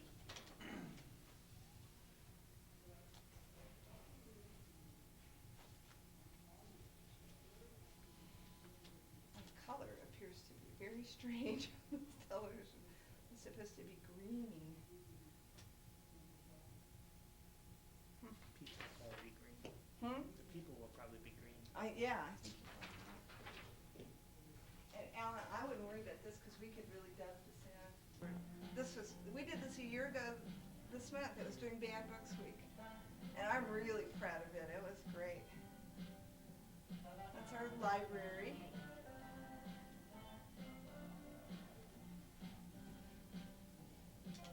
It's a storyteller out at the book fair that we didn't do this year. We did this 2 years ago. That's the mayor. You saw her earlier.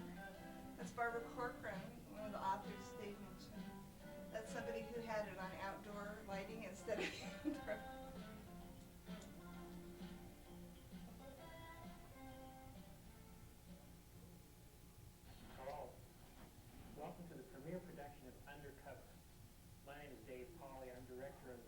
Public Library, and I'll be hosting this monthly program appearing on Missoula Community Access Television. Undercover has been produced jointly by Missoula Public Library and by Barbara Thoreau, owner of Fact and Fiction Bookstore. We plan to spotlight the literary world in Missoula and talk to local authors. The audio and is work my under fault. the covers of their books. And we'll be visiting James events Burke, I that put talk the mic about on his shirt. a number of This was going what down. they're writing now, and just generally chatting with people. We're really, I think, privileged to have as our very first guest on the premiere show, James Lee Burke. He's a Missoula author and winner of the prestigious Edgar Award. We shoot this in the studio, just like it's a live show. We have 2 cameras, and I haven't had to edit anything out yet. We just shoot it, and I just throw on the front and the end, I and it's first done. became aware It's of really your work quick. long before I ever came to Montana. I've only been here a short time, but you're nationally known, and I just thought I'd start out with a question about an award like the Edgar Award. What does that mean to you as an author? What does it mean to authors in general? How do you feel about awards? Well, I think they're great. Seriously, I was quite an honor. Switch, Betty, switch. Reminded of something that Mark Twain once said. I think he was given an honorary degree at Harvard. He said, it's wonderful to be here receiving something that I don't deserve. But the Edgar Award is a prestigious one, and I was quite surprised that my novel won it because it was the first time that one of my novels had been nominated. He was so great for first guest, because he had just come from a tour, and he was so comfortable It means a in great front of the deal, camera. of course, to the book, and the increased readership. It's a great honor, because a lot of very good writers have won it.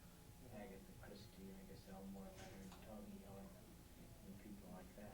They're all first-rate writers. This is Rima in the Weeds by Dee McNeam. I want to keep it autographed. The name of the book is Rima in the Weeds, author's deed with his name in it. If you wouldn't mind doing that just on camera, this is our library copy that we're going to add to our collection. And while she's doing that, I want to just tell you a couple of things about happenings at the library. Story times for 3 to 6-year-olds. We don't have Callie lights on the camera, can you tell? Oh no, nobody even does it, bothers him with that. He gets so intent on the interviews that he just, to get his attention, to telling me he has 5 minutes left, is just a major undertaking. I'm getting You're better. getting better. But the first couple shows I forgot to look up at all. Well, you were so engrossed in it, and every time you say, God, that went so fast. It does go just, fast. and it's gone. And Barbara Thoreau, the woman who owns the bookstore, she knows which books are coming out. And she's so terrific about community activities, so she does the hard work. That's the part, that would be really hard to do, and she does all that, and she does the audio for me, too. So it's really nice. It's worked out real well. Autographing her book. Again, the book's name is Rima in the Weeds, and I know that people in Montana and all over the country are going to really enjoy this book. Thanks again. I see that plant that's dying. Someday we'd like to maybe even have a set, but we're not worried about it now. The main thing is that we're doing it, and it's monthly. We've been doing it since January? February, I think. And we only had to do 1 month of encore performances. We had a new one. Sometimes we shoot 2 in one night, and that works out real well for us, too. How long is it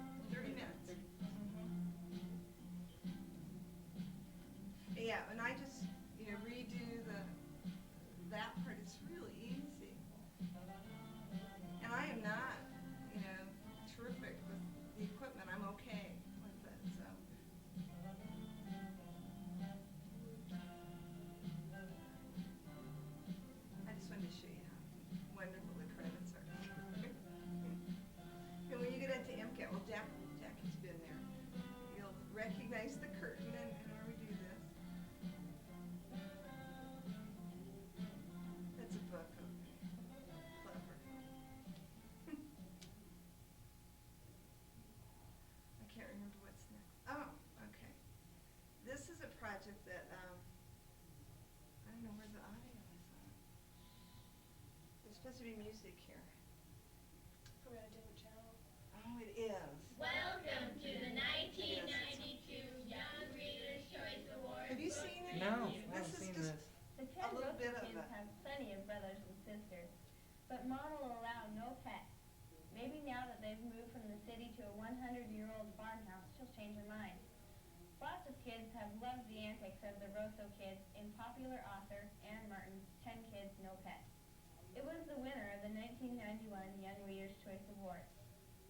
The Young Readers' Choice Award is the oldest children's choice award in the United States, and it is the only regional award chosen by children of 2 countries.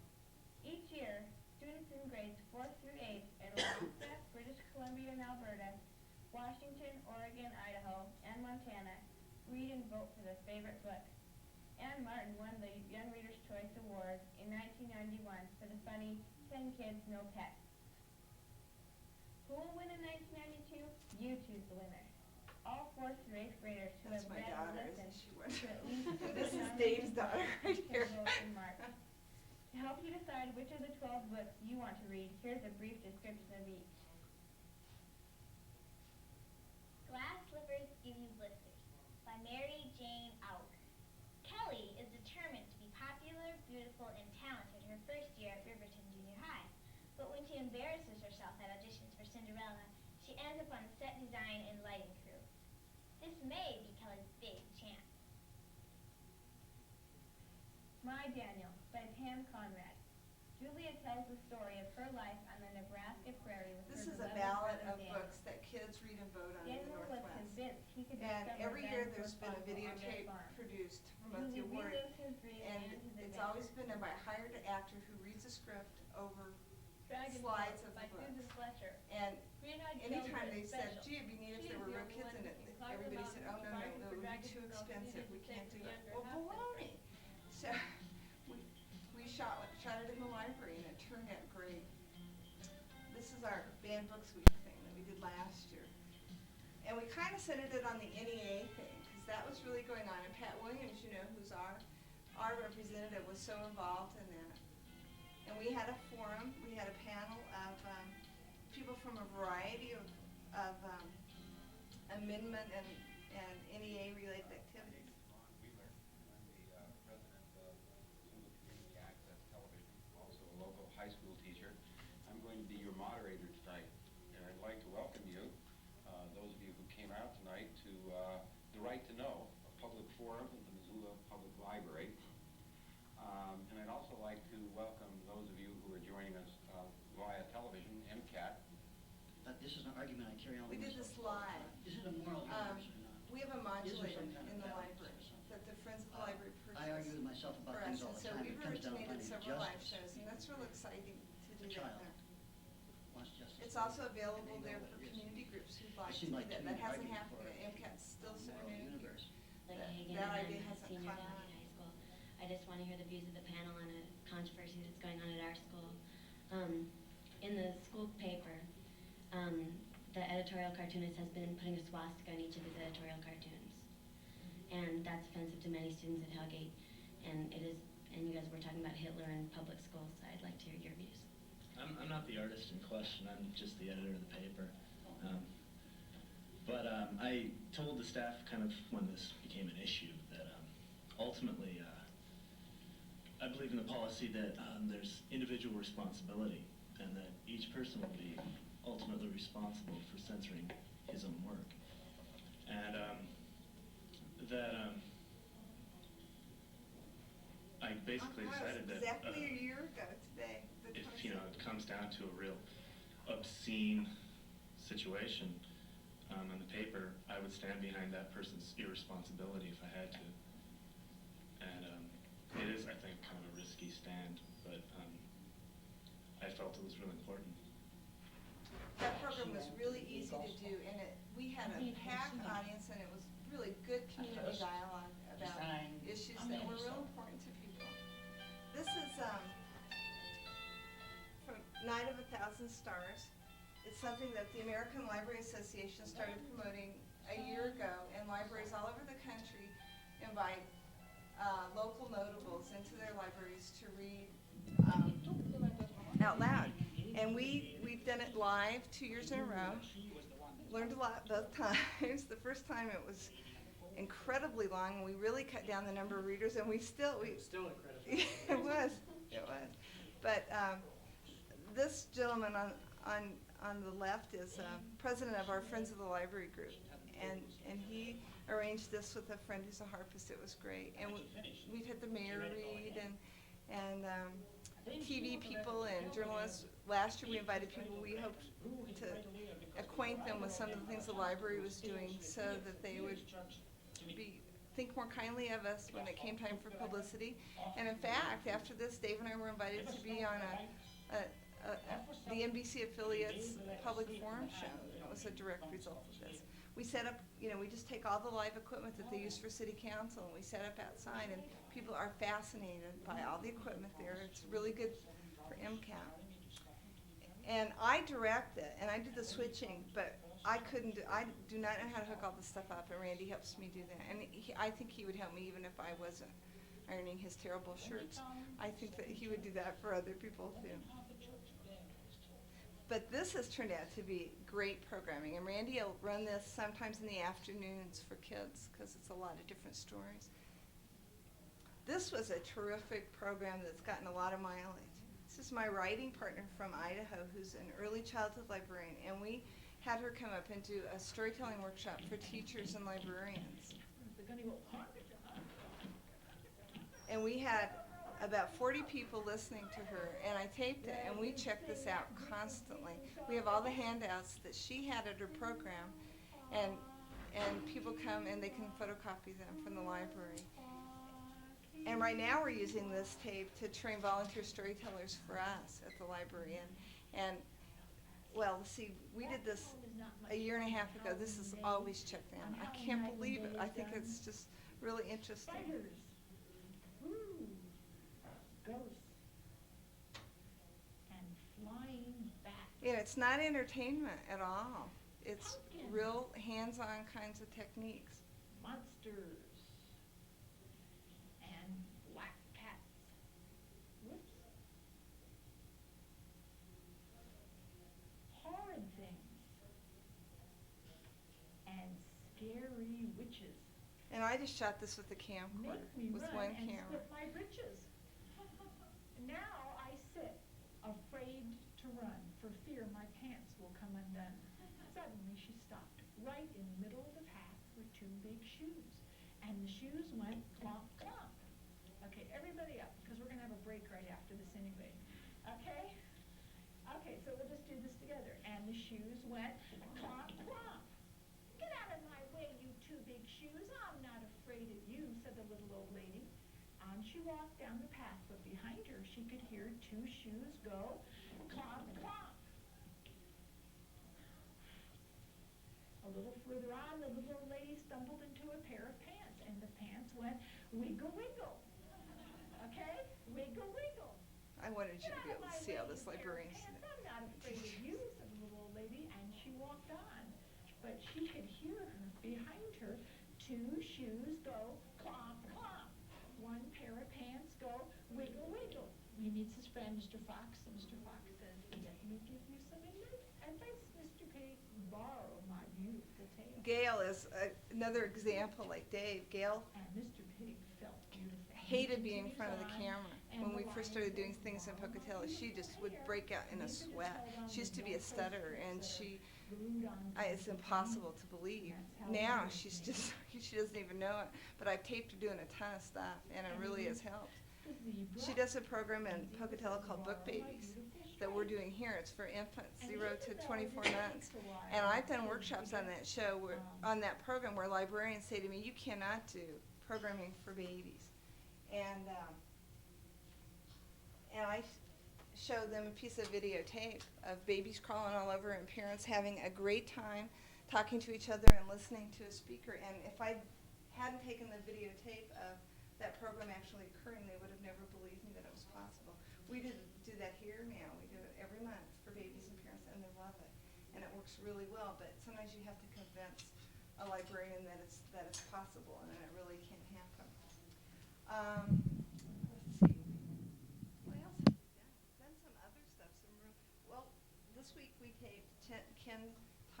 who's a children's author. He did a program in the library, storytelling his new book, and he writes about Native Americans, and his latest book is set in the Salish Kootenai country around here, and it's about a Kootenai girl.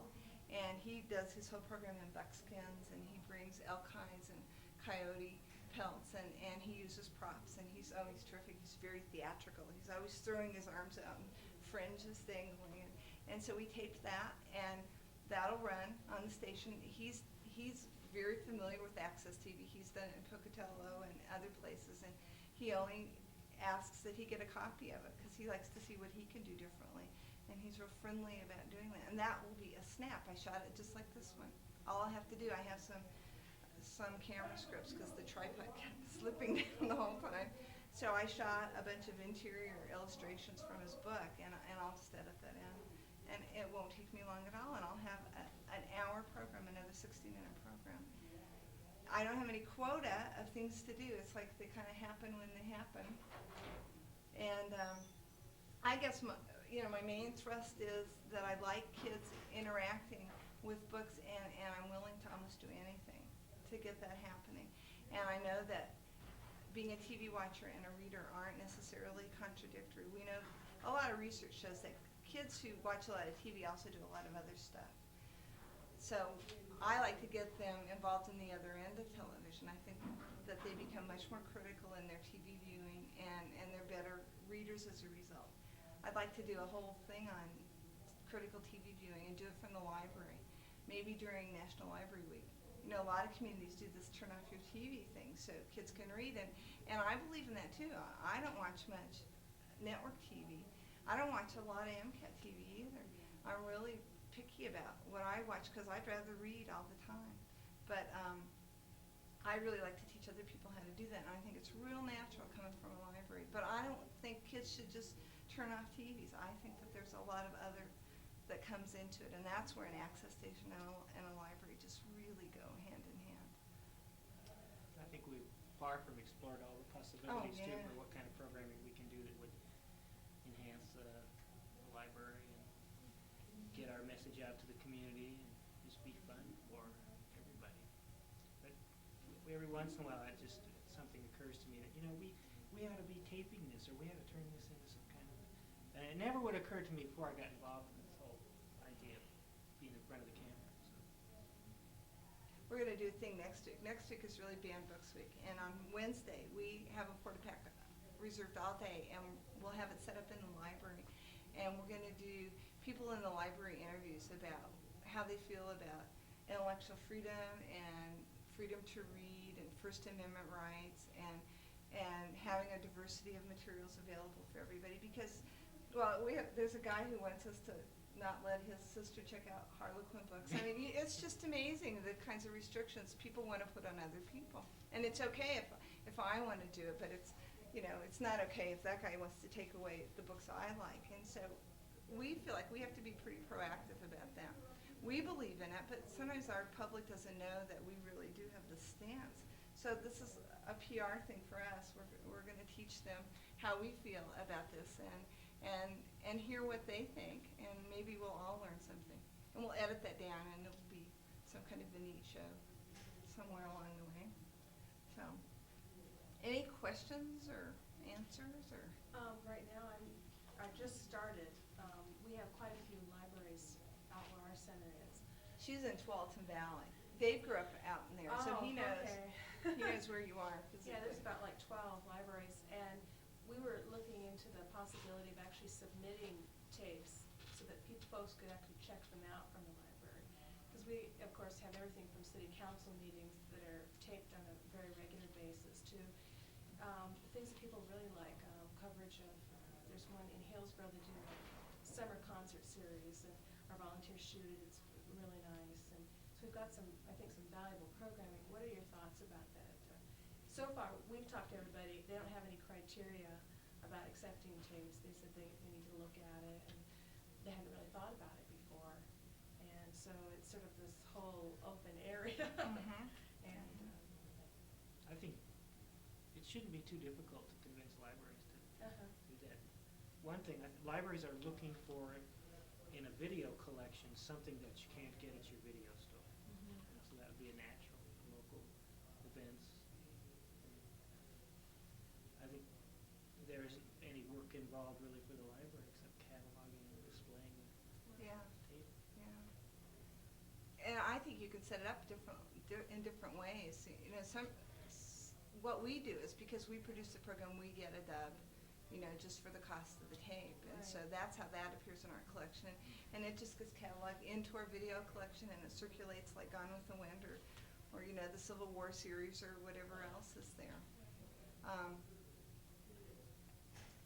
Because I understand your question. It's because, you know, we only buy things when we buy from commercial outlets. We buy things that are well reviewed or things that we want, that we know they're okay. And so you have to convince a librarian that this program's okay to have in their collection. Reginald. I can talk about what she's asking about. In Torrance, California, they've been videotaping the city council meetings for years, going back to '84. What they've been doing, they've been dumping it over to the library. And so I know for a fact a lot of people come from the community to see, you know, in case they miss it on the channel for some reason or another, they check it out from the library so they can watch the city council meeting. So who does that? The city? The city tapes the shows, and then they just tape it over to the library because they got a deal worked out with the local library there. And do they have, is it like an archive? They keep all of them, or? I don't know all the details. Because that would be really, that'd be amazing. Well, in to have them all. California, I don't know how it is in Montana, but I know the state law is that you gotta hold these tapes for 90 days. And so they just take them over to the library. Oh, and see, I don't think that even, do you know anything about any Montana law about that? No. I don't think anything it's such a new thing here that I don't think that's a factor. But I think that's a good idea. I see a library, you know, we provide books at no charge for people, and anybody can come in the library and have any kinds of material. Well, by its very nature, access TV is limited to people who only get cable. And so I see a library as being a natural, you know, stepping in point to say, oh yeah, the stuff you do should be available to everybody, whether or not they get cable TV or not. And so if it's free to check out from the library, that just makes sense.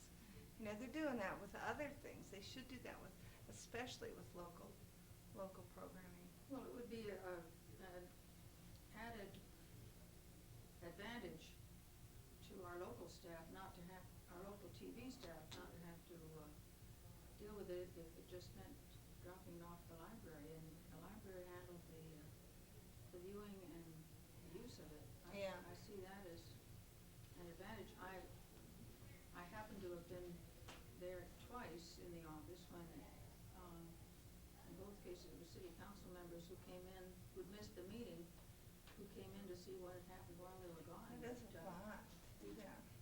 Except that, you know, the only problem I see from our end of it is, number one, we don't have the budget to buy the tapes. And, you know, we don't really have the staff time to run around and collect them all. It would have to be, you know, we'd have to instigate it either through league or somehow like that. But I think that's a real good idea. It's a good idea. And I think maybe if you did it on a rotating basis and you kept them like 3 months worth and then just recycled those tapes, that would work really well. Because usually by that time, there's probably, you know, nobody remembers which meeting they want to go listen to anyway. But Yeah, I think suggesting it to League of Women Voters would be a step. Yeah, every state does it differently, 'cause like in California, the county. You have to do that. Yeah, you have to do it. The county had to keep it for 2 years. Jeez. The state It's law. this public record kinds of record. stuff, yeah. And, Well, you know, they audio tape it anyway. But it doesn't matter. But this is Doesn't matter. something. It's still Huh. public record. Even though there are printed minutes, which would Right. previously probably. I can give you a case, an example. I think it was many years ago in I think Cincinnati or Columbus, Ohio. City council meeting was ending. The clerk had turned off the audio tape. People were still videoing it, and they had the sound up. You've heard this story, right? No, but I'm And so one of the council anticipating. people was involved in something that was like a big land deal, whatever, and he goes, God, I'm glad it didn't go through. And he had a lot of money invested in it, so he voted against it. And the police heard about it, and they subpoenaed to get a copy of the tape. Wow, So- that's so great. it was under the credits, but you could hear the guy saying it, because the reporter was sitting in the front row. Ooh, that's neat. Well, one of the people who came to the workshop that I participated in Portland, she borrowed this tape and took it back. They were just starting up. it's in Wisconsin, I think, in fact. And she really wanted some tool to show the people who were involved in her access station, where they could relate libraries. And she dubbed it off, and she said she's got a lot of interest now, and she was able to show them something really concrete. You could do this, or you could do this, or maybe you could do this.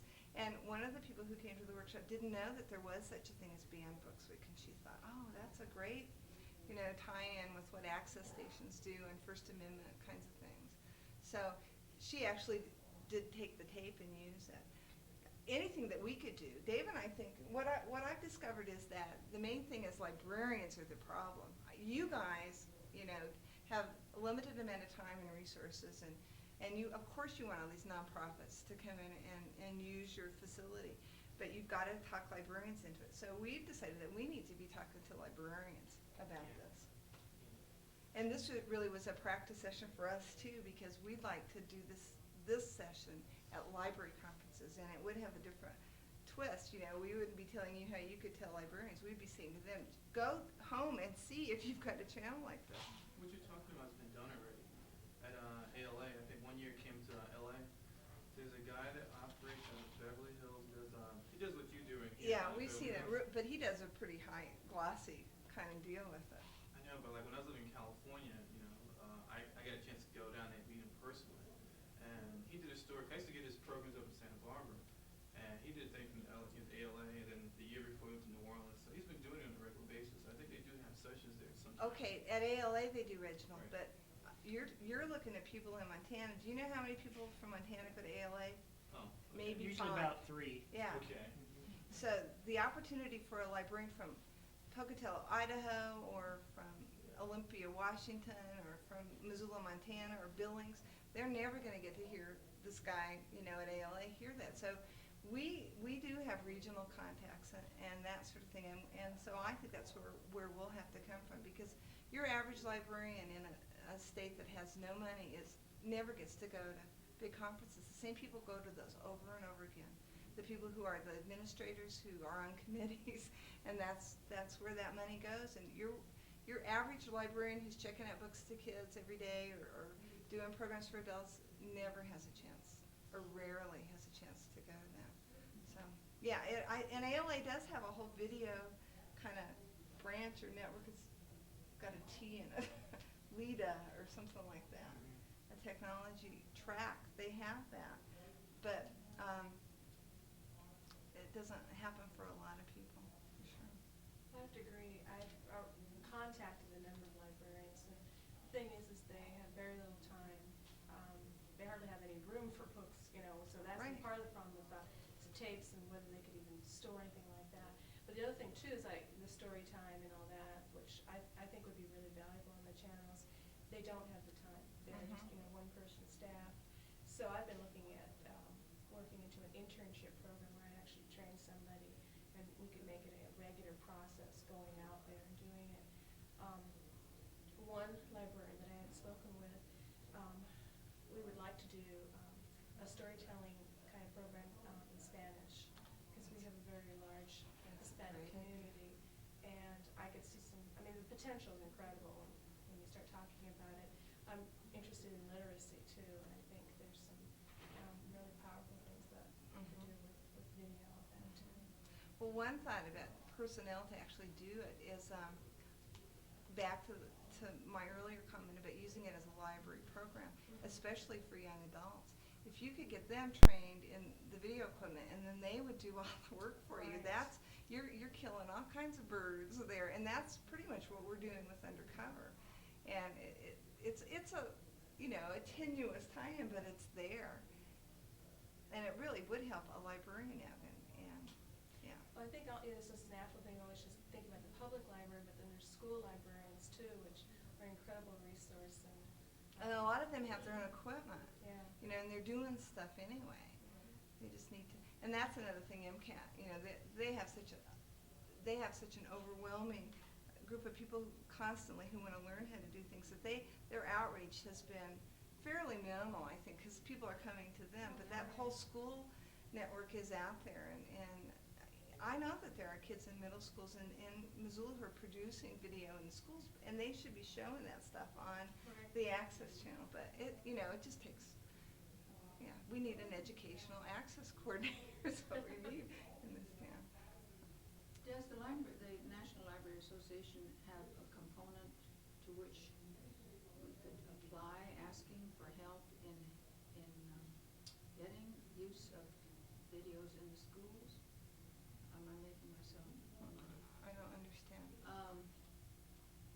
Well, I'm thinking of the average school librarian, and like other librarians, she's busy enough with what she has to do.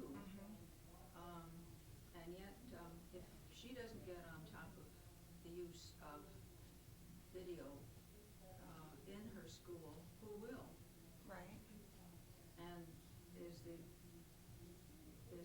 Library Association nationally providing any, for instance, at a national conference, is there any workshop that a person like that would go to for which she would come back inspired? In some states, school librarians don't necessarily belong to the same associations that public librarians do. In Montana, that's not the case. We're all together, and I think that's really smart in a state that has this many people, State conventions. Right, but a lot of states have a separate educational media association, and that's school librarians. And so, I don't know what happens at their conferences. They should be doing that sort of thing. I would assume that some of them are. Most of the time, though, it takes a couple people who are doing things, to be real exuberant about it, enthusiastic, and that's what kind of starts this stuff. So you just have to find that one person who'll be the steamroller for you. Trying to keep ahead of the kids in the sense of what they are already up to and using and aware of. The schools have never, go back any century you want to, the schools have always been behind, come behind, and it's pretty crucial right now with what kids are able and aware of. Oh yeah, I agree. You're right. And we now have the schools wired, don't we? Well, yeah, but there are modulators at the library and at the county building, at the city, at the university, and at ad buildings, the administration buildings. But so far, the library, aside from city council, has been the most prolific user of that. And we haven't used it much. We've used it just a few times. Have you offered some workshops to teachers or librarians? To do what? To learn how to use this educationally. Well, the problem with that, Jen, is the technical aspect of it, we don't know how to do that. We can say what we've just said here, and you should use it, this is how easy it is, this is how cheap it is. And we give workshops to the general public. Yeah. But, well, Randy has gone and talked to the school librarians. Yeah. But what has to happen is they have to come and say, okay, I have this idea. And learn how to use it. Yeah, they have to do that, and that's just. I think you're going to have to start at the school board level in order to legitimatize the teachers doing this, having time to do it. Yeah. And the school board has other things on its mind. Whittle, but not here. Can you tell us more about the book Babies? It sounded interesting, but I don't know what your goal was and how you Well, the idea is that research for the last few years has been real conclusive about the earlier kids are exposed to literary language, the sooner their verbal and oral, their ability to read comes about. And even babies in the womb, they've done tests and they respond to there's a different kind of cadence involved in literary language than there is in the words that we talk to each other. And that parents who start reading to babies when they're 1 day old will read to those kids, all through their childhood. We know that just happens all the time. So as librarians, we really want them doing that. And the way we encourage them is, number one, we have a collection of books that is just for babies. And those are books that have real thick pages, they're easy to turn, real bright pictures, real simple text. concepts on colors and shapes and numbers and that sort of thing. So that was our first thing. We're developing that collection. But we want them coming into the library building, right? We want them coming in on a regular basis so that their kids see that. It's just like going to the grocery store. You know, it should be like that for every family. It's free. And you should be going there every couple weeks and getting books for your kids and for yourself. So we want, you know, these parents modeling reading to their kids, and they're saying, oh, there's no way you can read to a 2-month-old baby. What we're saying, yeah, there is, and we'll show you how to do that. And we do finger plays, and we sing songs, and we do flannel board stories. Last month I did a flannel board story, and I had kids, we have kids from like 2 or 3 months to 24 months, and they're ranging all over this room, and they're you know, visiting with each other and being real social animals. And the minute I started putting pieces on this flannel board, every single one of them was right there beside me, and they were watching everything I did. Yeah, and they were the 9-month-old kids that were really responding to the poetry and to the visual things. And when parents see that, they say, yeah, you know, I should be doing this all the time. But we didn't tape you. Well, we can tape this. If I was taping it, I couldn't be sitting on the floor doing it. No, but a tape of that for parents to see.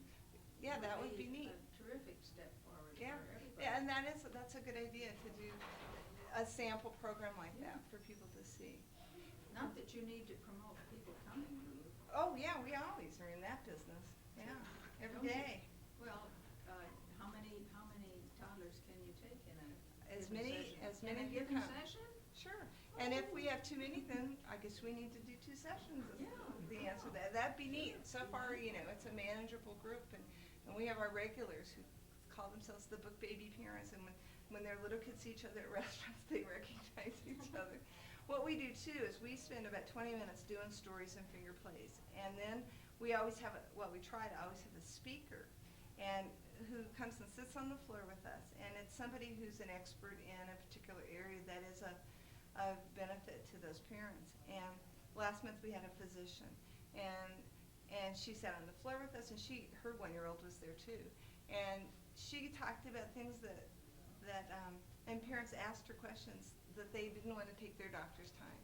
Well, what do you think about fluoride, and how do you feel about immunizations, and what are these weird little spots my kid has on his leg, and stuff. We've had nutritionists come in and talk, you know, about, well, is yogurt bad because it has all that sugar, and you know, da-da-da-da, and we've had, what else have we had? We've had a variety of folks come in. Sometimes they didn't show up, and so we just talk about things that matter. Oh, well, I tried this when my kid did that, and these parents all have something in common. They're all parents of little kids, little babies, and sometimes that can be the loneliest time of your life when you have. Oh, I feel so badly that it wasn't being taped. Oh, that's okay. No, I mean, for well, yeah, all that's an kinds of idea, Joe. reasons. Maybe we will do that Not sometime. really. It's real informal. It's not structured, and it's All the one of better. those deals All where the you really, to experience it, you have to be there. No, those structured ones are so artificial They can be and real boring. easy to Yeah. see through. Yeah. There's a lot of appeal in that too, because even today, there are very few places where you can take your really small kids. Yeah, we figured we had, for that kind of a program, we're very unique in the community. That feels Nobody's good as a serving parent that. of a young one to be Sure. able to, you know, oh, I don't have to make arrangements, I can just put my kid in the car and we can go. Yeah, and That they just feels drop nice. in, and they say things like, well, I try to read to him, but he wants to go play with his charcoal. We say, okay, we'll try this, just keep reading, you know, and he'll come back and hear the rest of the story. We talk about sexist and non-sexist language in nursery rhymes and stuff, and, you know, we touch on lots of different things that you just may not have ever thought about. And everybody else gets to say the stuff they do. And these babies are terrific. They just have a great time. And we have interesting configurations of parents come. We have one single mom who comes. She's a teen mom, and her parents come. So this baby has 3 people who come with him all the time. I think that is terrific. I love it. Sometimes we have a dad who comes. Sometimes we have a lot of couples who come together. It's a real important family What time of day experience. are you doing it now? It's at night at 7. At night, and See, they come yeah. in their sleepers. Oh yeah, they come in their jammies. They come, yeah. In Pocatello, where